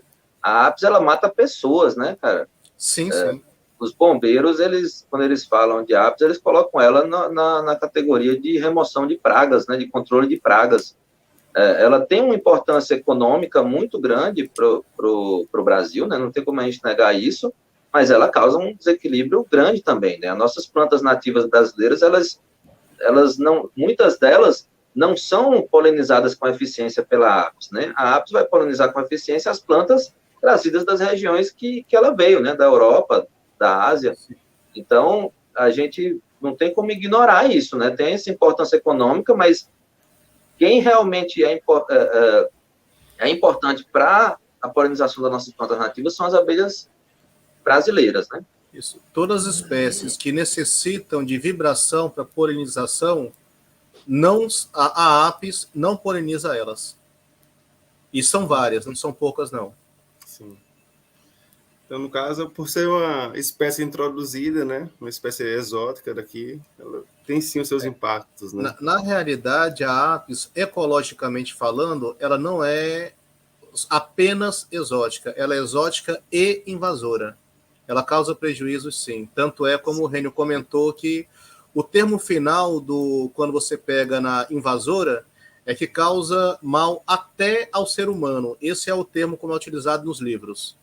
E quando ele fala até aos seres humanos, e Rênio comenta tanto de várias mortes que a gente encontra anualmente por conta de picada de apis, não tem nem o que discutir. Sim. Tem só uma coisa que eu gostaria aqui de mencionar, que é relacionado à presença na atividade, né? Eu postei aqui no chat um formulário, então quem tiver presente aqui, vai lá no chat e responde qual atividade está participando, preenche seus dados, coloca um e-mail válido que vai receber o certificado dessa mesa redonda, tá, gente, de abertura. Então vamos seguir aqui agora com o Vitor, né? E vou pôr a tela dele aqui e vou me ausentar novamente. No final a gente volta para conversar, tá bom? Uhum. Viu, Diego? Se você for levar para o pessoal da UFES essa discussão, o que vai ter de confusão é imensa sobre a apis ser ou não prejudicial. Sim. Vitor, compartilha aqui comigo, Vitor. Compartilho. Eu pensei que já estava... Compartilho sim. Olha aí se vai se dar certo. É uma questão que É igual a questão da algaroba no interior, né? Tem pessoas que se beneficiam dela, mas é uma espécie introduzida que causa os seus impactos, né? Ela Sim. tem os benefícios e os seus malefícios. Aí acaba a gente pesar como que seria essa questão, tá? Tudo Então, tranquilo Vitor, aí, fica à Diego? vontade, Vitor. Pode Tá bom, iniciar. então. Então, Tá muito na tela obrigado já. aí, Pedro. Valeu. Obrigado pela presença, gente. Eu vou só fazer apenas um resgate aí. A meliponicultura, ela é uma atividade já regida por uma legislação própria, né? O CONAMA tem um norte e que recentemente foi renovada, revisada. Temos muito que lutar ainda para melhorar. E cada estado brasileiro, ele também estão trabalhando para fazer esse trabalho local. Então, assim, de acordo com a resolução aí, meliponicultura é uma atividade de criação de abelhas nativas sem ferrão. Foi muito bem abordado aí anteriormente aí pelos nossos colegas e companheiros de jornada. Eu já vou mais além, eu digo que é a arte de criar abelhas nativas, né? Porque tem que ter amor pelo que faz. O meliponicultor tem que se sentir um chamado para trabalhar esses animais lindos que são essas abelhas, tá? O nosso estado, ele tem uma lei, a Lei 10.479, que agora, recentemente, foi regulamentada, quase um ano depois ela foi regulamentada, mas a gente está super feliz e empolgado. Necessariamente, quem está dentro do respaldo da lei, não há necessidade de estar buscando algumas coisas como CTF e outras coisas burocráticas que o CONAMA existe dentro do IBAMA. O estado da Paraíba também tem sua normativa, isso é importante destacar. Ou seja, hoje nós saímos do anonimato e agora temos algo que respalda a criação de abelhas. E aí já foi falado um pouco da importância da polinização, né? Eu costumo dizer que a abelha é algo muito importante para o ser humano. Por quê? Como foi colocado aí, sem a presença da abelha, nós ficaríamos reduzidos a uma dieta de apenas grãos, né? E de 4 a 10 grãos. Então, me preocupo muito com essa redução drástica de dieta, como trigo, milho e soja, e algumas proteínas animais. Era um colapso. Eu acho que só quem teria condições de acessar melhor qualidade de alimentos seriam pessoas com um maior poder aquisitivo. Então, a abelha ela é importante para todos nesse sentido. E aí existem alguns problemas, né? Alguns problemas que a gente enfrenta nesse século. Por exemplo, hoje eu vejo como um problema a introdução de espécies de regiões geográficas incompatíveis. Não vou citar nome aqui também para não entrar em celeuma, mas a atividade cresceu tanto de uma forma que todo mundo quer criar abelha, então entra no site, compra a abelha, não sabe nem se a abelha de fato é daquela região e acaba que criando também certos tipos de desequilíbrios. E, Vitor, só pegar um ponto aí, que o pessoal, inclusive, compra no Mercado Livre, bem direto no ponto. A colmeia vem chacoalhando, as larvas morrem tudinho, e aquela colmeia que poderia ter uma importância monstruosa vai morrer em 2 meses porque não tem novas abelhas. E isso também é um impacto negativo, exatamente. Nós temos hoje também um grande vilão, que também foi citado aqui, então o nosso diálogo hoje tem algumas, digamos assim, influências importantes, né? O envenenamento hoje é algo extremamente sério dentro da atividade da criação de abelhas de uma maneira geral. Quando o Rênio coloca a importância da abelha para dentro de um meloeiro, é importante também pesar, né, e dialogar muito com os produtores de melão para tentar trabalhar isso com o menos impacto possível. Por exemplo, hoje a Mangangá ela cede enxames de abelha sem ferrão para polinização em casa de vegetação. Normalmente está atrelado a algum projeto de pesquisa das universidades, mas existe todo eu particularmente só entrego uma colônia se eu receber uma documentação de que não vai ser trabalhado nenhum produto químico dentro da área da casa de vegetação. Perda de hábitat também são 3 principais problemas que eu coloco aqui dentro da nossa conjuntura da meliponicultura, uma atividade que houve um crescimento que aqui eu não consigo estimar, mas certamente já deve ter algumas pesquisas que mostram isso, de 2 anos para cá, houve uma grande aceleração dessa atividade. Por isso que o Rênio anteriormente falando, ele colocou que ele não consegue dar vazão à demanda por colônias de abelhas, né? E aí, 3 anos atrás, a gente decidiu empreender a família, né, de uma maneira geral. Então, a Érica me ajudou a fundar a Mangangá, minha esposa, Quem trabalha com abelha tem que trabalhar em diálogo com a família, isso é importantíssimo. Tem que reverberar aquilo que você vê dentro da colônia. E aí a gente é considerado hoje uma empresa de impacto social, foi constituída em 2019, e um dos objetivos dessa empresa é disseminar o conceito da criação doméstica, utilizando a jandaíra, que está presente nos 9 estados do Nordeste, como um elemento chave, importante, como modelo para a criação nesse foco conservacionista, que também pode estar atrelado ao foco econômico, mas de uma forma metodológica concebida pela própria empresa, que vocês vão conhecer nesse momento agora aí. Uma empresa de impacto social é aquela que está atrelada aos objetivos de desenvolvimento sustentável, preconizado pela ONU. A gente tem pelo menos 8 objetivos permeados dentro desse trabalho. A gente quantifica, inclusive, os impactos para comprovar esses objetivos. Eu estou super feliz que agora em 2022 nós vamos estar tentando trabalhar objetivos mais voltados, ainda mais voltado para a acessibilidade. Por exemplo, a gente vai estar com um trabalho importantíssimo com a colônia penal Mário Negócio, nesse item de ressocialização da comunidade que está privada de seu direito de liberdade, por vários motivos aqui que a gente não vai entrar também no diálogo. E aí, dentro desse princípio, né, existe um projeto dentro da empresa chamado de Guardiões de Polinizadores. Esse projeto ele foi concebido a partir da leitura da República, do Platão, onde mostra que, dentro da classe social preconizada por aquele filósofo, o guardião é aquele que é capaz de organizar e, de uma maneira altruísta, fazer de tudo para o bem do Estado. Então, aqueles clientes que, de fato, sentem aquele chamado para criar abelha, a gente faz de tudo como empresa para treiná-lo, a ponto dele ajudar na preservação das espécies de abelha, usando sempre a jandaíra como foco. Por isso que a gente vai quantificar o trabalho aqui, que vamos mensurar esse trabalho.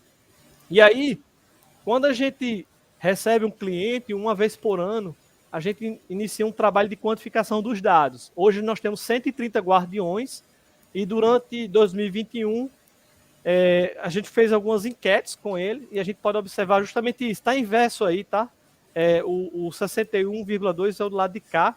Então, antes de iniciar a criação, se a pessoa chegou a ter algum preconceito em relação à criação de abelha, a maioria sim. Então, a gente observa que existe um marco notório, normalmente adultos, como foi colocado aqui, que por algum motivo teve um incidente com o ser abelha.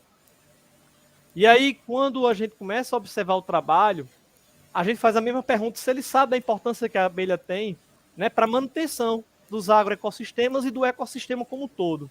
72% falam que conseguem encontrar essa importância durante o trabalho que a Mangangá realiza. E aí é um dos trabalhos da Mangangá, e o mais interessante desse trabalho é que 100%, quando a gente perguntou, após criar a abelha, o que houve de mudança na sua vida, 100% passou a enxergar a natureza como algo relevante. Quando eu falo natureza, eu coloco aqui filosoficamente de que o ser humano faz parte da natureza. Mas a tendência, nos anos seguintes, é a gente se emancipar dela. E isso não é uma coisa salutar, se emancipar da natureza. Nós somos parte dela.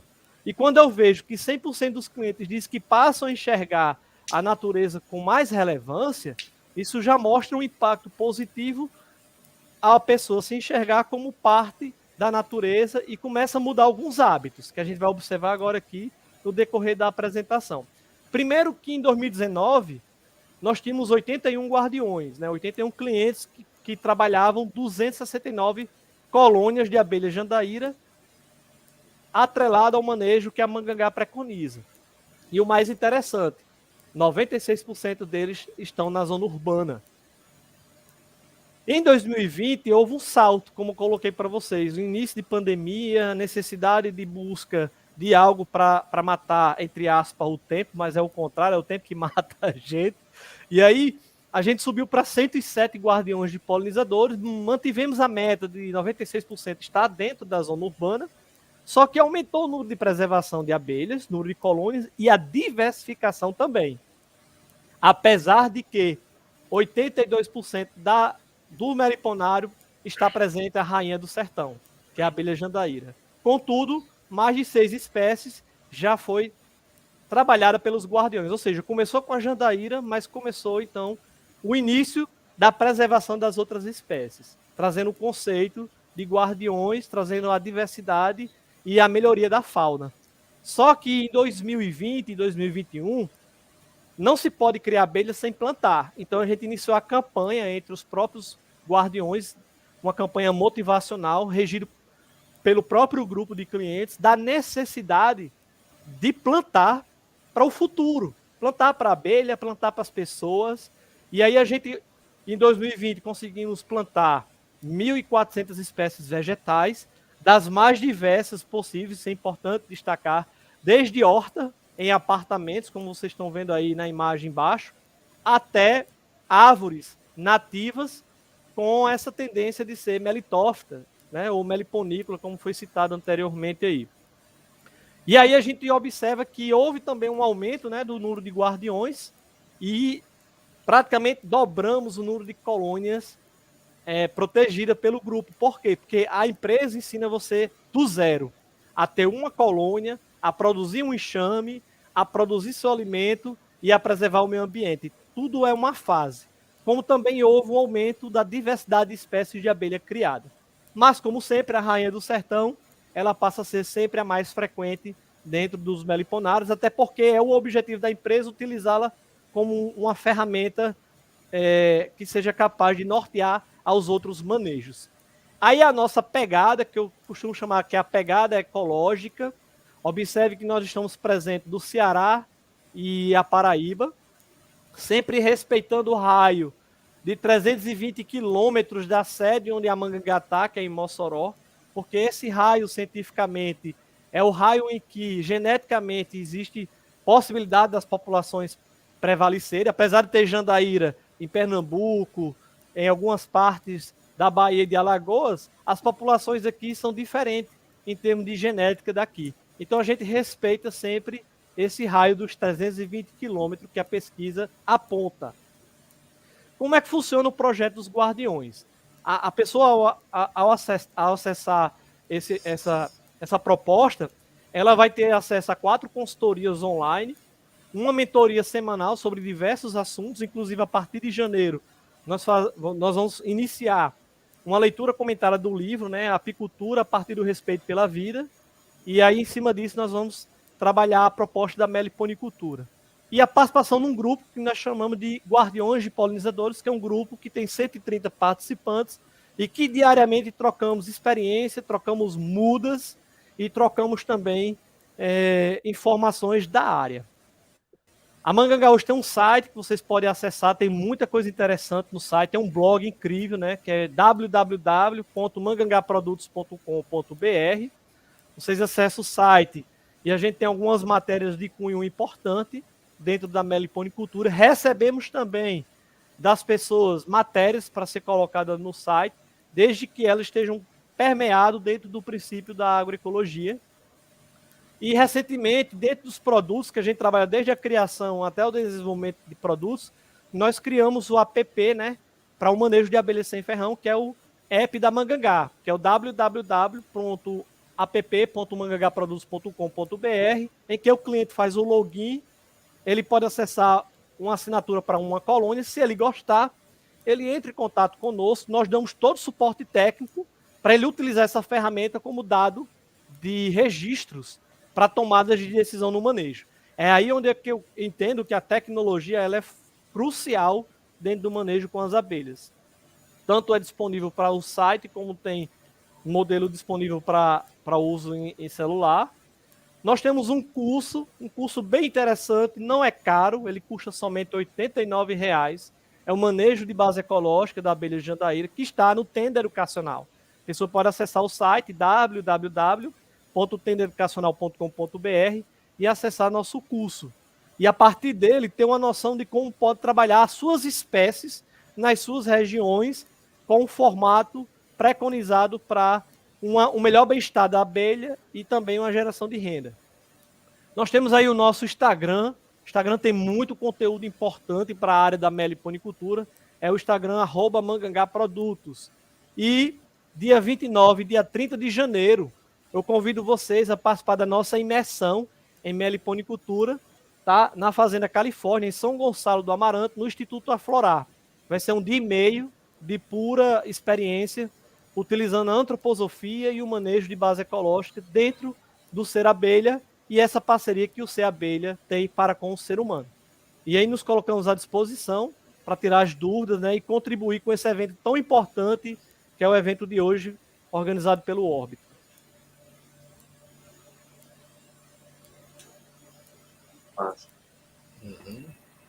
Ok, Vitor. Obrigado aí pela sua fala, né? Reforçando tudo isso que já estávamos conversando aqui antes, né? Muito Diego, importante. Pode falar, professor. Só para assim, entendeu a importância do convite ao Vitor aqui? Sim. Porque você tem toda essa parte ecológica que é importante e toda a parte do empreendedorismo, que é tão importante dentro dos trabalhos que são realizados no IF também. Então, é fundamental mostrar para os nossos alunos, né, o quão importante é tudo isso e como esse conhecimento todo ambiental, ele pode e deve ser utilizado de forma empreendedora. Então, Vitor, para mim, assim, é um exemplo que nós temos aqui para mostrar ao pessoal como se deve trabalhar de forma correta. Sim. Porque eu acho muito bacana também, porque, assim, é bom a gente às vezes, a gente pega tanto afeto com as abelhas que a gente não vende para qualquer pessoa também, né? Sim. Eu acho muito legal essa seleção que o Vitor também faz e esse acompanhamento, né? Porque não é só você vender a abelha, ninguém conhece, né, o manejo das abelhas. Imagina, quem é que já criou inseto aqui? É totalmente diferente de criar um cachorro, de criar um gato, né? Então, a gente fazer esse acompanhamento, quando a gente fornece um enxame para a pessoa, é super importante, né? Eu sempre digo para o pessoal, ó, você tem que ficar mandando fotos, você tem que ficar, porque senão eu vou tomar um enxame, viu? Eu digo logo, vou aí para buscar de volta. Então, a gente são filhos, né, que a gente cria e que a gente, sabendo da importância desses animais, até que tem muita gente até que se torna acumulador de abelha, porque não consegue vender, porque fica com as abelhas ali e ele dá, muita gente dá, né? Tem gente que, recentemente eu fiz uma visita a um amigo, ele ofereceu abelha para todo mundo, mas disse que não vende para ninguém. Eu disse, caramba, né? Mas aí ele seleciona as pessoas que ele vai dar. Eu acho que isso aí é muito legal. Lembrei agora que certa vez eu estava vendo uma live, aí o cara estava dizendo, rapaz, como é que a gente faz para mudar, né? O pessoal passa fumacê na cidade e a gente morre um monte de abelha, ninguém se conscientiza sobre isso, todos os anos esse mesmo problema do envenenamento. Aí diz, rapaz, você pega lá o cabo e dá uma abelha a ele, ao responsável lá. Dê uma abelha a ele. Aí eu pensei nisso, eu disse, rapaz, eu acho que eu vou fazer isso. Aí vou dar agora uma abelha pro secretário para ver do meio ambiente, para ver se ele entende essa importância e passando a conviver isso, ele tenha sentimento por ela e passe a se preocupar com isso, né? Inclusive, recentemente, em Cabedelo, houve essa questão do carro que passou nas ruas, o fumacê, né? E a morte de diversas abelhas, até no seu meliponário, eu vi você. Isso é recorrente. Agora, é um negócio interessante, porque aí o que você faz? Você tem que denunciar a Secretaria de Meio Ambiente ao Ministério de Meio Ambiente. É estranho, mas é. Porque pela CONAMA, eles estão cometendo um crime contra a fauna. Não é simplesmente pegar uma abelha, tem toda uma legislação por trás também. Uhum. Aí é briga de lá em cima, mas... São espécies nativas, né? O Vitor falou muito bem da importância da legislação, né, dessa representatividade, é uma segurança, né, que a legislação traz para os meliponicultores, mas a gente ainda está processando isso, né, para vocês verem, o maior inimigo que a gente tem hoje é o Estado, tipo assim, no sentido do veneno, do fumacê, né, a maior causa de mortes hoje de abelhas dos meliponicultores urbanos é o fumacê. Então, por mais que isso ainda seja assim, a gente ainda não conseguiu ter esse diálogo para entrar no entendimento, para que a gente possa, ao mesmo tempo, combater o mosquito da dengue, combater essa questão de doença, e também preservar as abelhas, né? A gente tem que entrar num consenso nesse sentido. E é um ponto interessante, Diego, que não estava dentro do que a gente conversou aqui, assim por diante, mas um dos grandes problemas que nós temos com a fauna de abelhas como um todo, e não só os meliponíneos, é a homogeneização do campo. Você tem muita plantação e que você tem uma homogeneicidade muito grande. Imagina, por exemplo, uma mirinzinha, uma abelha que é das menores que tem um raio de voo em torno de 200, 300 metros, e você tem a plantação de cana-de-açúcar. Ela vai se alimentar uma vez por ano? Não vai, você vai matar. Então, como se organizar? Como ver isso? O que as abelhas estão... O que está acontecendo com elas? A tendência é migrar para as cidades. Por que migrar para a cidade? Por conta de jardim, por conta de uma série de plantas que nós temos aqui, praças e tudo mais, que dá alimentação para elas. Então, nisso daí, o que vai acontecer? Quando o fumacê passa, ele mata a colmeia não só dos meliponicultores, mas ele mata todas aquelas que estão fugindo para a cidade porque não tem o que comer no campo. Então, a briga é muito maior. Ela não é tão básica como o povo leva. Ah, porque os meliponicultores... Não, é um crime ambiental, sim, e sério. E só para complementar, falando sobre essa questão, outro problema também, quando a gente pensa em abelha, a gente às vezes pensa que o problema das abelhas é que elas não têm onde comer, né, das nossas abelhas nativas, né, que falta alimento para elas. Mas, na verdade, um problema muito grande é que falta lugar para elas morarem, né? Uma abelha uruçu, por exemplo, que é uma abelha muito grande, ela precisa de uma árvore que tenha um oco com um volume razoável para ela poder nidificar nesse oco. E uma árvore dessa, litros, mais ou menos. E uma árvore dessa vai ter 60 anos de idade, né?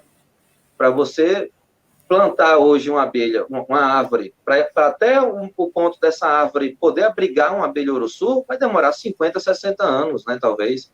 Então, é muito importante que a gente crie essas abelhas hoje, né, que a gente faça essa criação racional, que a gente ofereça ninhos isca, né, também, para que elas possam, na natureza, ter lugar para nidificar. Né? Isso é uma preocupação muito grande que a gente tem, principalmente com essa questão do aquecimento global. Recentemente eu encontrei com o Vitor em Caicó, no encontro de meliponicultores, e a gente assistiu uma palestra do professor Ayrton, né? E ele apresentou uma pesquisa muito preocupante, que ele estudou, acho que foi na década de 90, se eu não me engano, eles estudaram o diâmetro das árvores onde tinham jandaías nidificadas, né? E eles mediram esse diâmetro e tiraram uma média. 20 ou 30 anos depois, eles refizeram esse estudo e eles identificaram a diminuição do diâmetro em mais de 10 centímetros, né? Então, o que isso acontece? Elas estão indo para árvores menores, porque é o que tem para elas irem. E quando isso acontece, ele relatou a observação de que tem abelhas que não estão mais conseguindo resistir ao período de seca, semiárido. Aí, o que se deduz? Elas estão num espaço menor, num oco de árvore menor, numa árvore menor, então elas não têm tanto espaço para armazenar alimento. Então, isso faz com que elas não tenham alimento suficiente para passar pela época de escassez. E isso a gente está perdendo muitos enxames por causa disso, né? Essa perda de enxames que a gente vem tendo já há muito tempo, a tendência é que esse número aumente exponencialmente nos próximos anos, infelizmente. Então, a gente realmente tem que fazer alguma coisa, né? É possível que o problema não seja apenas a parte de alimentos, mas o próprio conforto térmico também.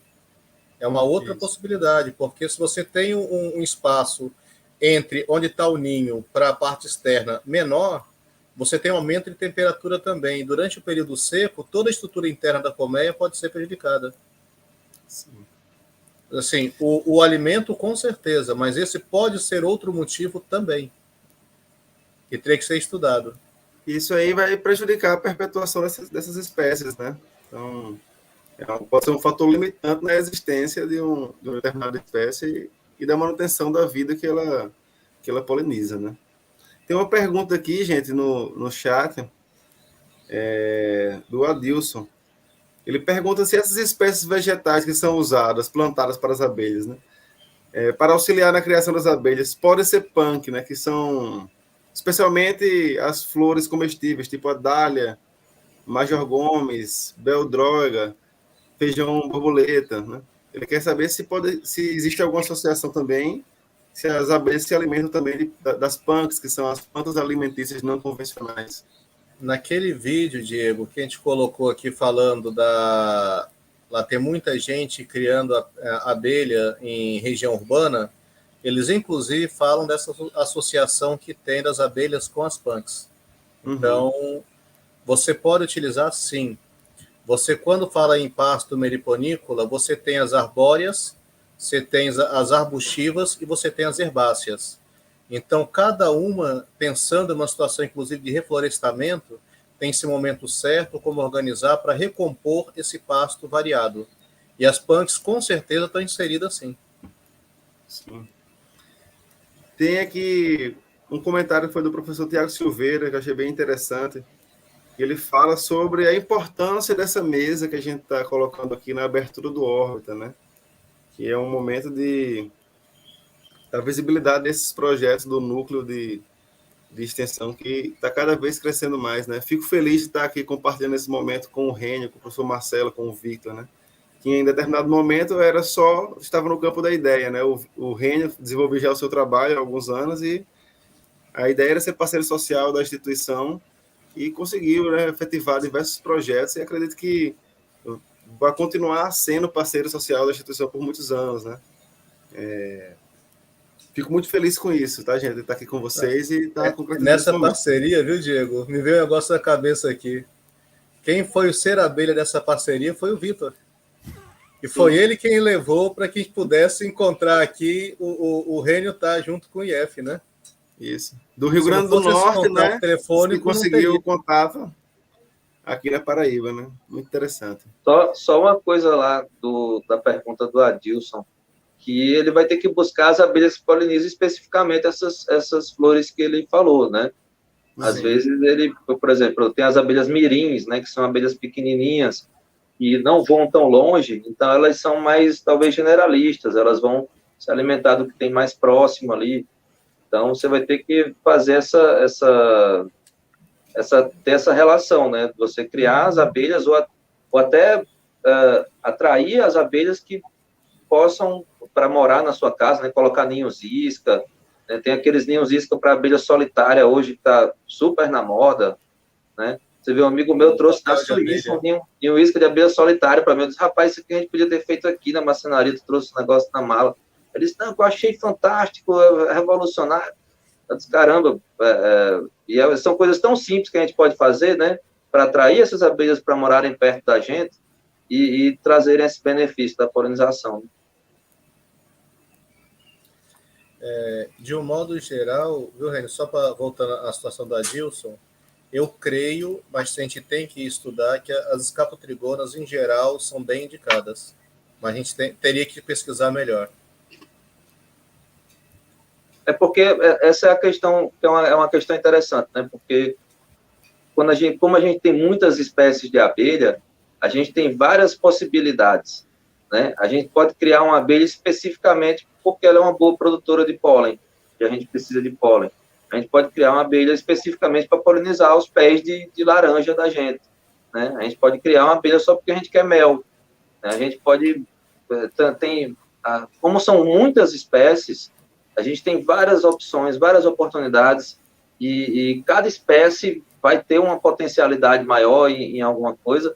Então, a gente tem que cada vez mais estar estudando isso e aprendendo para a gente poder lidar melhor com elas e usufruir dos serviços super importantes que elas têm para oferecer para a gente. E até de forma paisagística mesmo, Rênio. Vou dar um exemplo aqui de casa. Minha esposa era frustrada porque ela tinha comprado há um bom tempo atrás aquela planta flor de cera. E a flor de cera nunca dava aqueles cachinhos que ela acha tão lindo. Nunca fazia nada. Foi quando nós começamos a criar aqui em casa a tubiba, né? A escapotrigona tubiba, que a flor de cera começou a florir. Ela não floria. Ou seja, como é que a planta vai saber que tem Olha, a gente tem vários estudos mostrando que as plantas, elas percebem tudo o que acontece ao redor. Tanto a nível de doçura de néctar, que elas percebem a vibração do polinizador específico delas, e aí quando o polinizador está próximo, ela produz um néctar mais doce, isso já é estudado, como o próprio disso, ela sentiu a vibração daquelas abelhas e começou a produzir flores, que nunca tinha produzido. Então é bem interessante. Muito importante para esse processo de educação ambiental, que foi falado aqui também, o principal mesmo é a gente conhecer, né? Como é que a gente vai preservar algo se a gente não conhece, né? O professor Marcelo mesmo falou que trabalhou com um grupo de entomologia durante muitos anos e conheceu as abelhas nativas há apenas 3 anos, né? Eu, enquanto biólogo, estudei também aqui na Universidade Federal, vim conhecer quando eu conheci o Rênio, né? Também aqui em Cabedelo, esses trabalhos, né? Então, é algo que não é tão difundido, a gente realmente não conhece, né? E para a gente poder preservar, a gente precisa poder conhecer, né? Não tem como a gente conservar ou preservar essas espécies, né? O trabalho ambiental que elas desenvolvem sem a gente ter o conhecimento, né? Então, é essencial vocês estarem aqui divulgando e falando desse ser abelha, né? Como o Vitor mencionou, que é muito importante mesmo. Eu gostaria de agradecer aqui a presença dos intérpretes, da Saniele, que está aqui agora no momento, a Maria, que veio antes dela, e do Bruno, que esteve aqui inicialmente, né? Fazendo essa interpretação para as pessoas que têm essas necessidades e que vai ficar registrado aqui para a posterioridade esse vídeo nesse canal, então outras pessoas poderão acessar e vai ter um material com acessibilidade, né? Gostaria de agradecer também ao Rênio, ao professor Marcelo, ao Vitor, a todos que estão presentes aqui nessa sala, né? Temos agora 46 pessoas online, chegamos a ter mais de 70 pessoas. Então, muito interessante a participação num evento online, assim. E gostaria de convidar, né, também, reforçar o convite que já foi feito aqui para participar dos minicursos que vão acontecer no Órbita, né?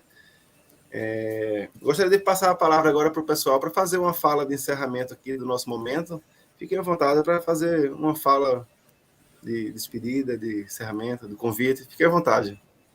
Eu queria só fazer um convite ao pessoal que se interessou pelo assunto a participar do minicurso, né, que será ministrado amanhã à noite, exatamente em cima dessa parte de meliponicultura e o resgate cultural que é importante também do costume tanto das garrafadas como dos lambedores. Sim. E agradecer profundamente a Vitor por ter aceito o nosso convite também de estar aqui conosco. Rênio já é prata da casa, né? Já estamos juntos há alguns anos, né, Rênio? Mas muito obrigado, gente. Fiquei à vontade de fazer uma fala aí.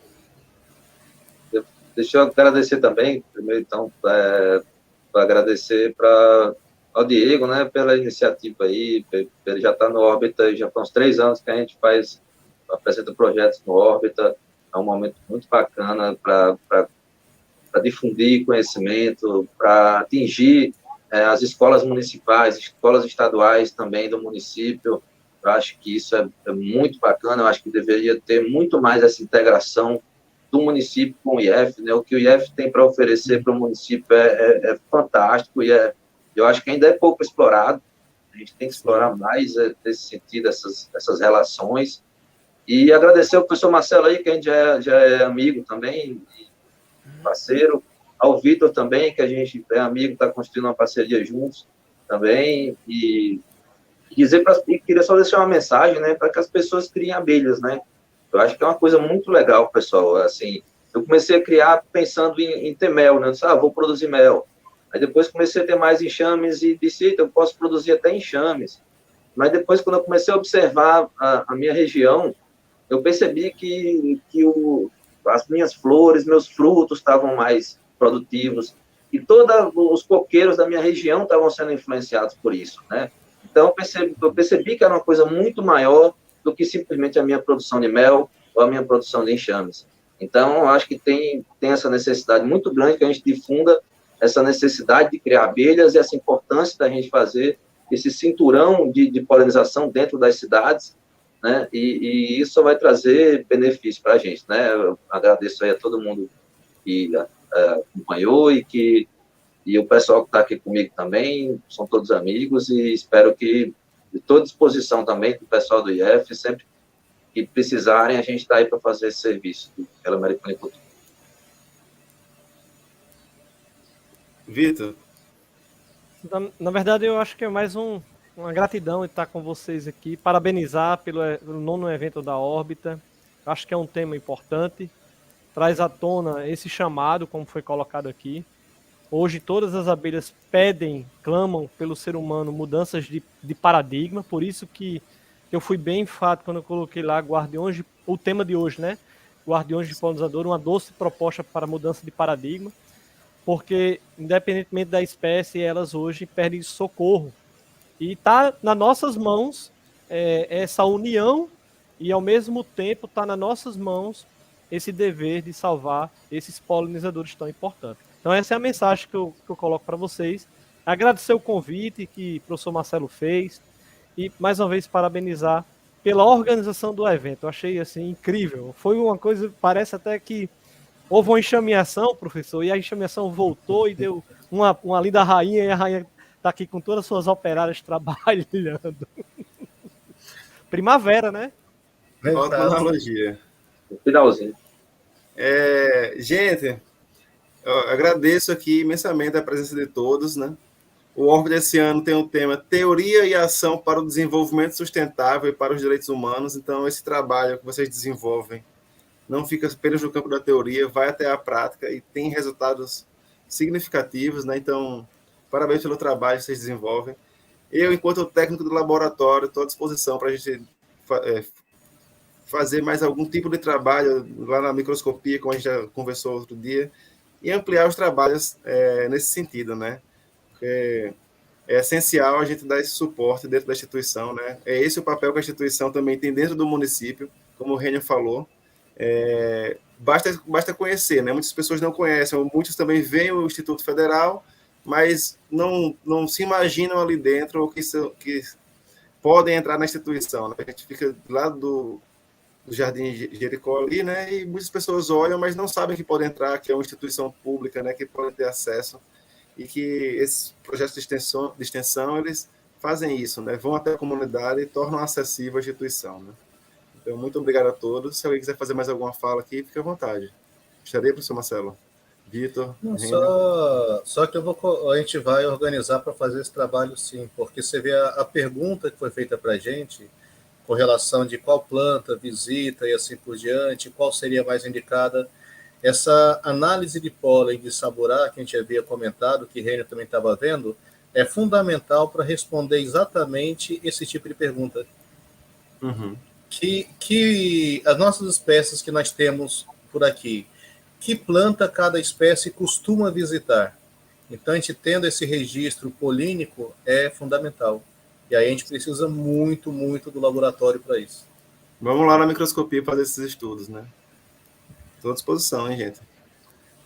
Então, pessoal, agradeço a todos por estar aqui. Vamos encerrar, então, a nossa transmissão ao vivo aqui no YouTube.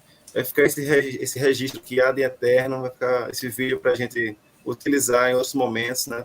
Para firmar ainda mais essa equipe que vocês já formam, né? Quero me integrar a esse grupo. Acho muito interessante o trabalho do NEP. E é isso, gente. Muito obrigado. Bom dia a todos. E fiquem bem, tá? Se cuidem, usem máscara. Sempre. Tchau, tchau. Tchau, tchau.